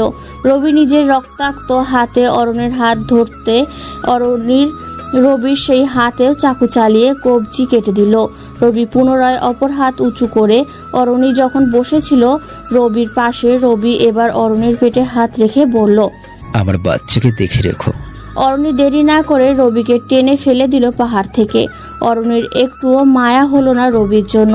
যে মানুষটা এভাবে তাকে আগলে রেখেছে সেই মানুষটার বুকে পেটে চাকু চালাতে অরণির একটুও হাত কাঁপেনি। মেরে দিল রবিকে। অরণি হয়তো বুঝতে পারেনি রবি তাকে কতটা ভালোবাসে। সামান্য কারো কথায় রবিকে শেষ করে দিল। রবি কাল রাতে সিক্রেট এজেন্টের সিনিয়র স্যারকে মেল করে বলেছিল অরণি যদি তার ক্ষতি করে তাহলে যেন অরণিকে ছেড়ে দেওয়া হয়, কোনো প্রকার ঝামেলায় যেন অরণিকে না জড়ানো হয়। আজ অরণি সত্যি রবিকে মেরে দিল। চাইলেই রবি অরণিকে মেরে ফেলতে পারত, কিন্তু অরণি একা নয়, তার সাথে একটা বাচ্চাও আছে। তাই হয়তো রবি অরণিকে কিছু করেনি। রবি কখনোই বেঈমানকে ক্ষমা করে না, কিন্তু অরণি যে বেঈমান সেটা জানতে রবির কিছুটা দেরি হয়েছিল। যখন রবি এসব জানতে পারলো তখন অরণির পেটে রবির সন্তান আসছিল। অরণি নিজের ল্যাপটপ নিয়ে পাহাড়ের পাশ দিয়ে চলে যাচ্ছে। হোটেল রুমে রবি যখন দরজার কাছে আসছিল অরণি তখনই পেছন থেকে কিছু মিশিয়ে রবির মুখে ধরেছিল। তারপর রবি অজ্ঞান হয়ে যায়। পরে অরণি তার টিম রবিকে নিয়ে আসে এই পাহাড়ে। রবির দেহখানি হয়তো নিচে পড়ে আছে। অরণি ল্যাপটপ নিয়ে চলে গেল, কিন্তু অরণির কাছে দানব আর মানব নামে যে ফাইলটা দিয়েছে সেটা দিয়ে অরণি কিছুই করতে পারবে না, কারণ ফাইলটা ভুয়ো। আচ্ছা, এখন থেকে 10 বছর পরে কি কেউ আর কে বা রবির কথা কেউ মনে রাখবে? কেউ কি বলবে আর কে নামে কেউ সাধারণ মানুষের পাশে ছিল? কেউ কি বলবে আর কে দেশের 10-এর জন্য নিঃস্বার্থভাবে কাজ করত? হয়তো বলবে, হয়তো বা কেউ মনে রাখবে না, ভুলে যাবে হয়তো সবাই আর কে। হয়তো কেউ বছর কয়েক পর বলবে আর কে নামে একজন হ্যাকার বউয়ের হাতে খুন হয়েছে যে সাধারণ মানুষের সাথে ছিল। কেউ বলবে ভালোবাসা তাকে অন্ধ করে দিয়েছে। রবির শেষ চাওয়া সন্তানকে যেন দেখে রাখে, তাকে যেন মানুষ বানায়। অরণি কি তা করবে? সবার থেকে চলে গেল আর কে। অনেক দেশের ক্ষমতাশীল লোকেরা খুশি হবে, কেউ আর ভয়ে থাকবে না। গরিবদের পেটে ফুটো করে টাকা জমানোর ব্যাংকের টাকাগুলো আর হ্যাক করবে না কেউ। অনেকে রবির মৃত্যুতে খুশি হবে, অনেকে আবার কান্না করবে। হ্যাকিং করা অপরাধ, তাহলে কি রবি অপরাধী?